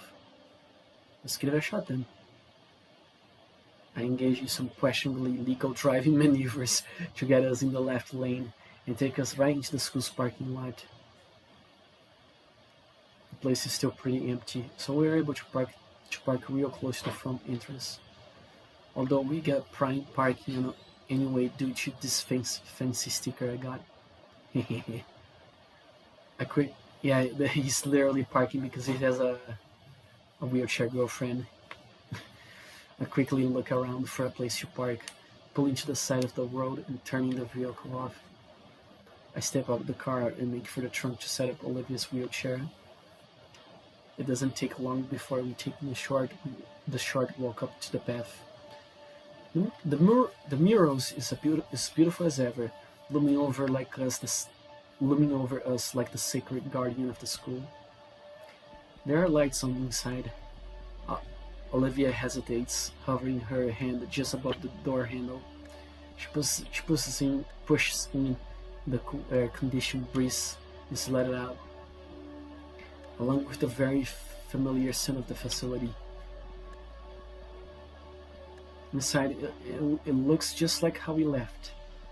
Is this really okay for us to be here? Olivia grants around nervously and shrugs.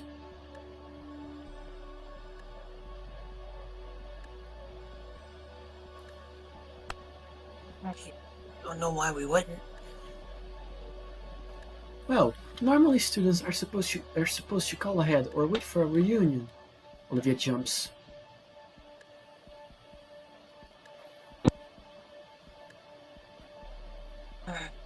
Miss Scalar. Hello, you two. What brings you back to St. Hammond? Ah, well, it's spring break for me, so we wanted to take the day and just go around. I see, Mr. No, Inco. Are you on break too, Olivia? Her silver eyes cast downward for a moment. Olivia? Yeah, I'm on break too, Miss Scalar. The older woman gaze shifts between Olivia and I see. Well then. With a sigh, the principal turns and starts heading down the hall. Come on, you two will need visitor passes then. Olivia doesn't budge. Olivia? Don't think she heard me. Take Olivia's hand by. I move her to catch up with Mrs. Scalar. Everything looked just like I remembered. The hallways, the lockers, even some of the posters. The principal smiles wryly. It's only been a year, Inko. Give him some time, at least. What do you mean? We turn and enter a hallway that's permanently ingrained in my memories. The gala. Well, the district's currently looking over a proposal we submitted. Hopefully St. Hammond will have a brand new wing in the coming years. Oh, for more classrooms then? Something like that. The administration felt that we should have a dedicated area for the extracurricular classes. St. Hammond was always focused on the arts, so that means it's an art wing? She nods and enters her office. After a moment, she comes back with a clipboard and some large name tapes. For now, just sign this. Don't worry about disturbing any clubs today. There's only the tabletop games club in the library. I fill out the sheet for both Olivia and I, and hand the clipboard back. Before Miss Scalar returns to her office, though, she kneels before Olivia. And Miss Halford? The voice suppresses Olivia, and her head tilts back to look at the principal.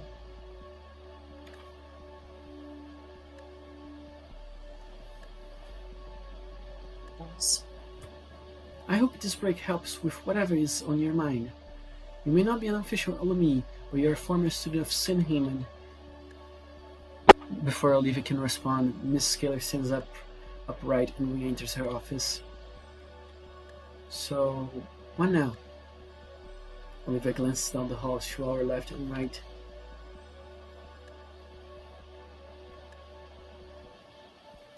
I want to sit at my old spot. At Yanagon's class. Olivia lets go of my wrist with her tail and starts moving herself along. I follow closely behind, remaining silent so I don't break her focus. It's clear that there's a lot of emotions whirling through her. She looks up the staircase and then continues to the elevator around the corner. Oh, I didn't think this far ahead. We don't got the key, do we? If you need it, I can carry you up. Olivia reaches into her chair pocket and pulls out. She still had it. The elevator door slides open like it always has for us.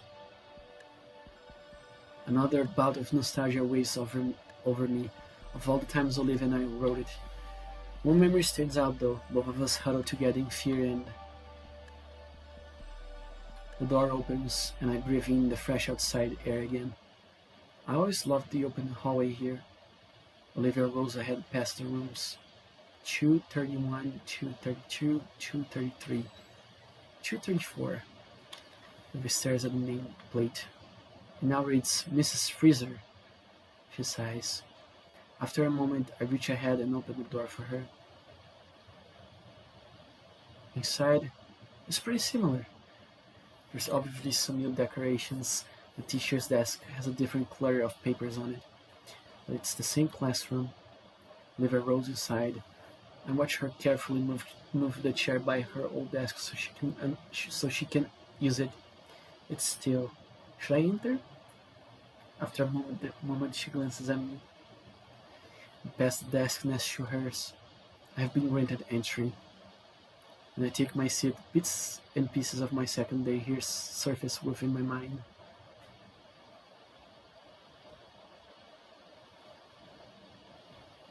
Still here. Olivia's fingers is tracing something. It's a little indent in her wooden desk, the one she used as a wing well. How you ever get away with doing that?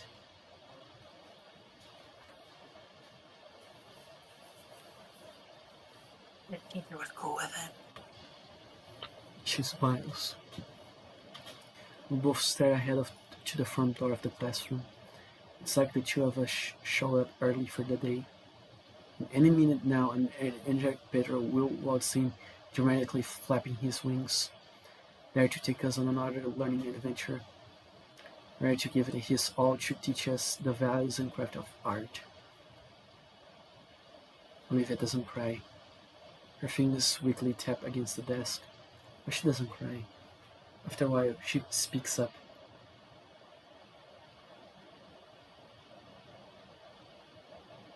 You ready? Are you? She looks over with a slight smile. Yeah. I get up and push out chairs back in their original spots. Leaving, I turn around for one last look. I know Olivia is as well. It probably really is the last time. I gently shut the door behind us. Bye. We ended up taking a short tour of the rest of the school.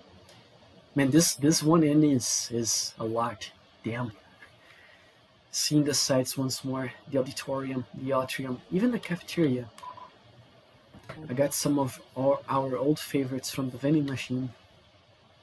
On the way out, we passed through the galley once more. I wonder. I stop at the trophy case. Olivia hears my footsteps have stopped and turns. Her landscape is gone. In its place, a plaque. Oh. Olivia gently rolls up the glass case. I step aside for her. A golden-edged stone and several photographs illuminated by dim yellow lights, surrounded by all the award winnings of art by his students. An edge into the top of polished stone lies his name embossed in gold leaf.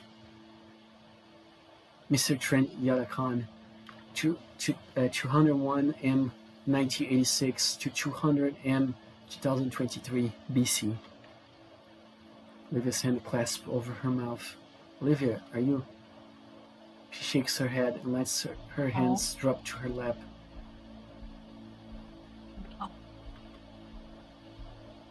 Olivia rolls back to the front office. Poor thing. Inside, Principal Scaler looks from a sheet she was filling out. Ah, done with your size symphony already? Though her tone is shaky, Olivia smiles and nods.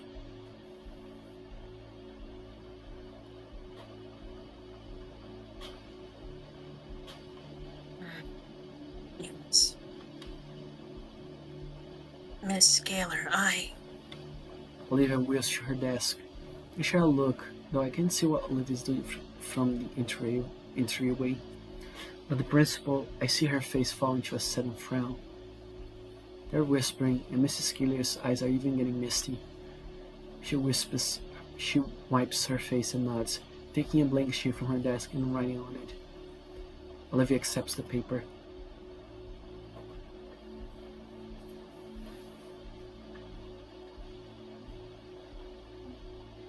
thank you, Miss Scaler. Of course, and Miss Scaler frowned, transferring into a simple smile. I'll always be here to see him if you ever wish to talk, Olivia. That goes for you as well, Inko. Right. Thanks, Miss Scaler. Olivia turns and leaves the office, wheeling past me. Hey, Olivia, what's up? She doesn't respond, instead heading straight for the school's exit. Following after her, I finally catch a glimpse of Olivia's face.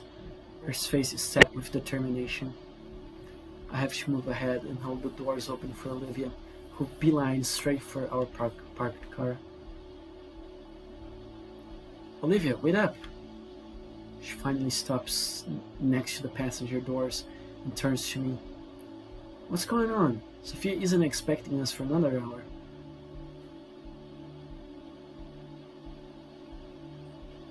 Fine.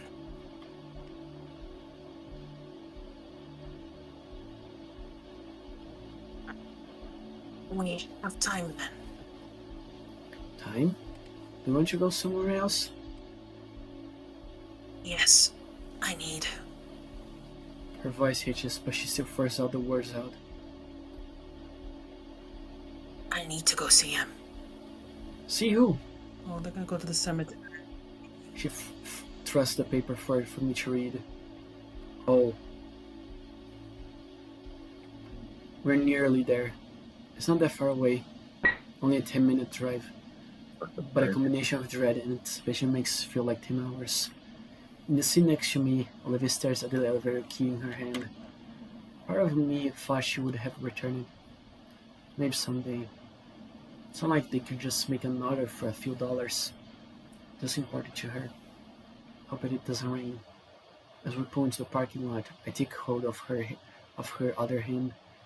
I can feel the nervous vibration through our connected palms, and yet her fingers intertwine with mine tightly. It's a solemn place. The grounds are all kept, but still creepy up onto the old pavement. I help Olivia out of the car once more. The wind is picking up a little, past through the arching metal gate. She looks around at the sea of tombstones, completely lost.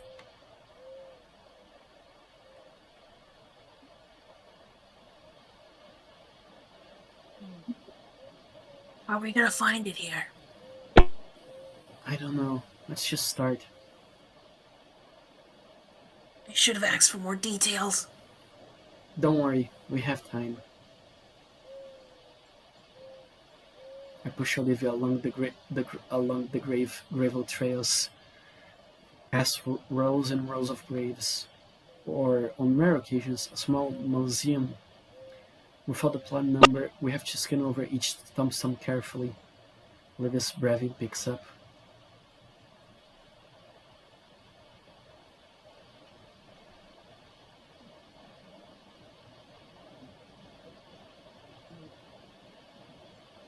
They're there. I think it's that one. She points to a small tombstone one row ahead. Without hesitation, I pivot and push Olivia forward. It's a similar plaque to one at the school. Instead of engraved with gold letters, it's simply carved into the stone. Olivia holds a hand out for a bit, lets it fall back into her lap. We found it. For a while, we rest in silence. Just look at the inscription on it. His teachings will continue on into the new generation. I'm startled when Olivia pushes herself out of her wheelchair. She kneels before the small tombstone and moves to kneel beside her. Olivia. You know, I'm fine. It's just, I want to finally tell him, Inko. It takes me only a moment to recall what she's referring to. It was nearly a year ago. That night that invades my dreams from time to time. I nod, laying a hand on her shoulder in solidarity. All right, Olivia. She looks at me and smiles a very fragile smile, and then begins. Mr. Yanakan, you were a lot of things for me. You taught me so much. Everything I know when it came to art. And you tried to teach me about myself. Show me a way to live my life that was better than how I was back then.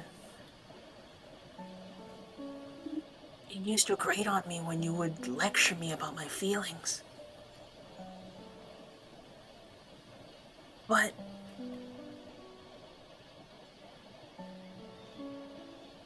I know you did it because you gave a damn.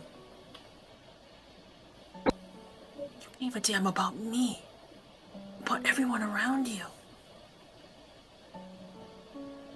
Even when I was being stupid and trying to hide away from everything. You came into my life and showed that the world, it wasn't as bad as I saw it. Olivia's eyes turn to me, and I can see the tears flowing freely down her cheeks and over her shaky smile. You were right about him too, Mr. Yonakot. I'm grateful to have had you as a mentor. I promise from now on, to you and to everyone, that I'll live my life unshackled by doubt and fear. Like you had always taught me to. Thank you, Mr. Yonakot. Olivia sits back. I hate to think of how all of that was waiting on her this whole time, but it's gone for now.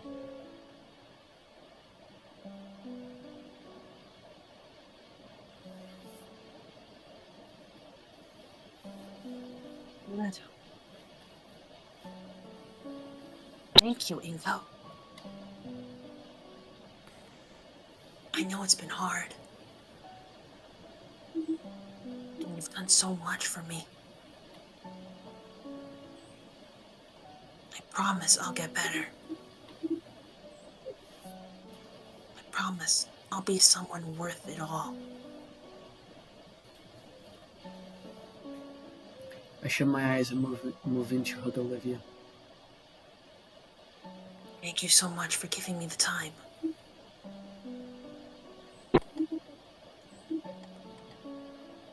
I love you. I love you too, Olivia. I'll get better.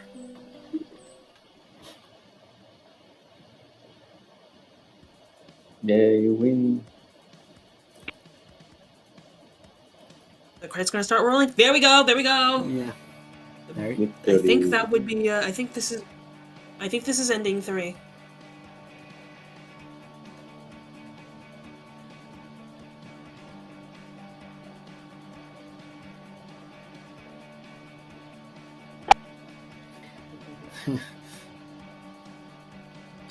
Okay, so you guys want to hear a fun fact about this ending? Okay. According to the devs, when they're making a draft for this ending, which I'm pretty sure this one is ending 3. Someone on their team thought that this was actually ending 1. No, that ain't ending 1. No, ending 1 was damn.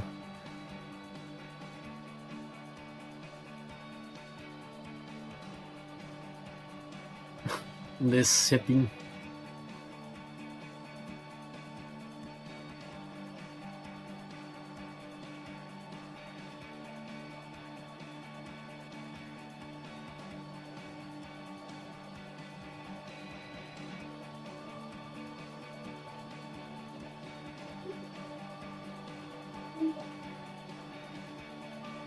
And then there's the butt thing.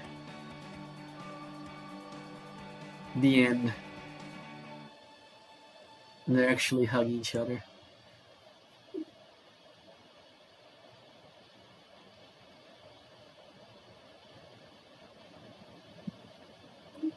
Three or 4. Yeah. So, next time we do this, The editing was 3. Yeah. Yes, that means we got the best ending for last. Woo! yeah, the best ending for last. But only tomorrow, because we have been here for almost 4 hours again. So thanks for everyone who joined me. Next time we're gonna get ending 4. It's gonna be the last recording of Wani, hopefully. And yeah, so say goodbye, everybody. Goodbye. Bye bye, everybody. Bye.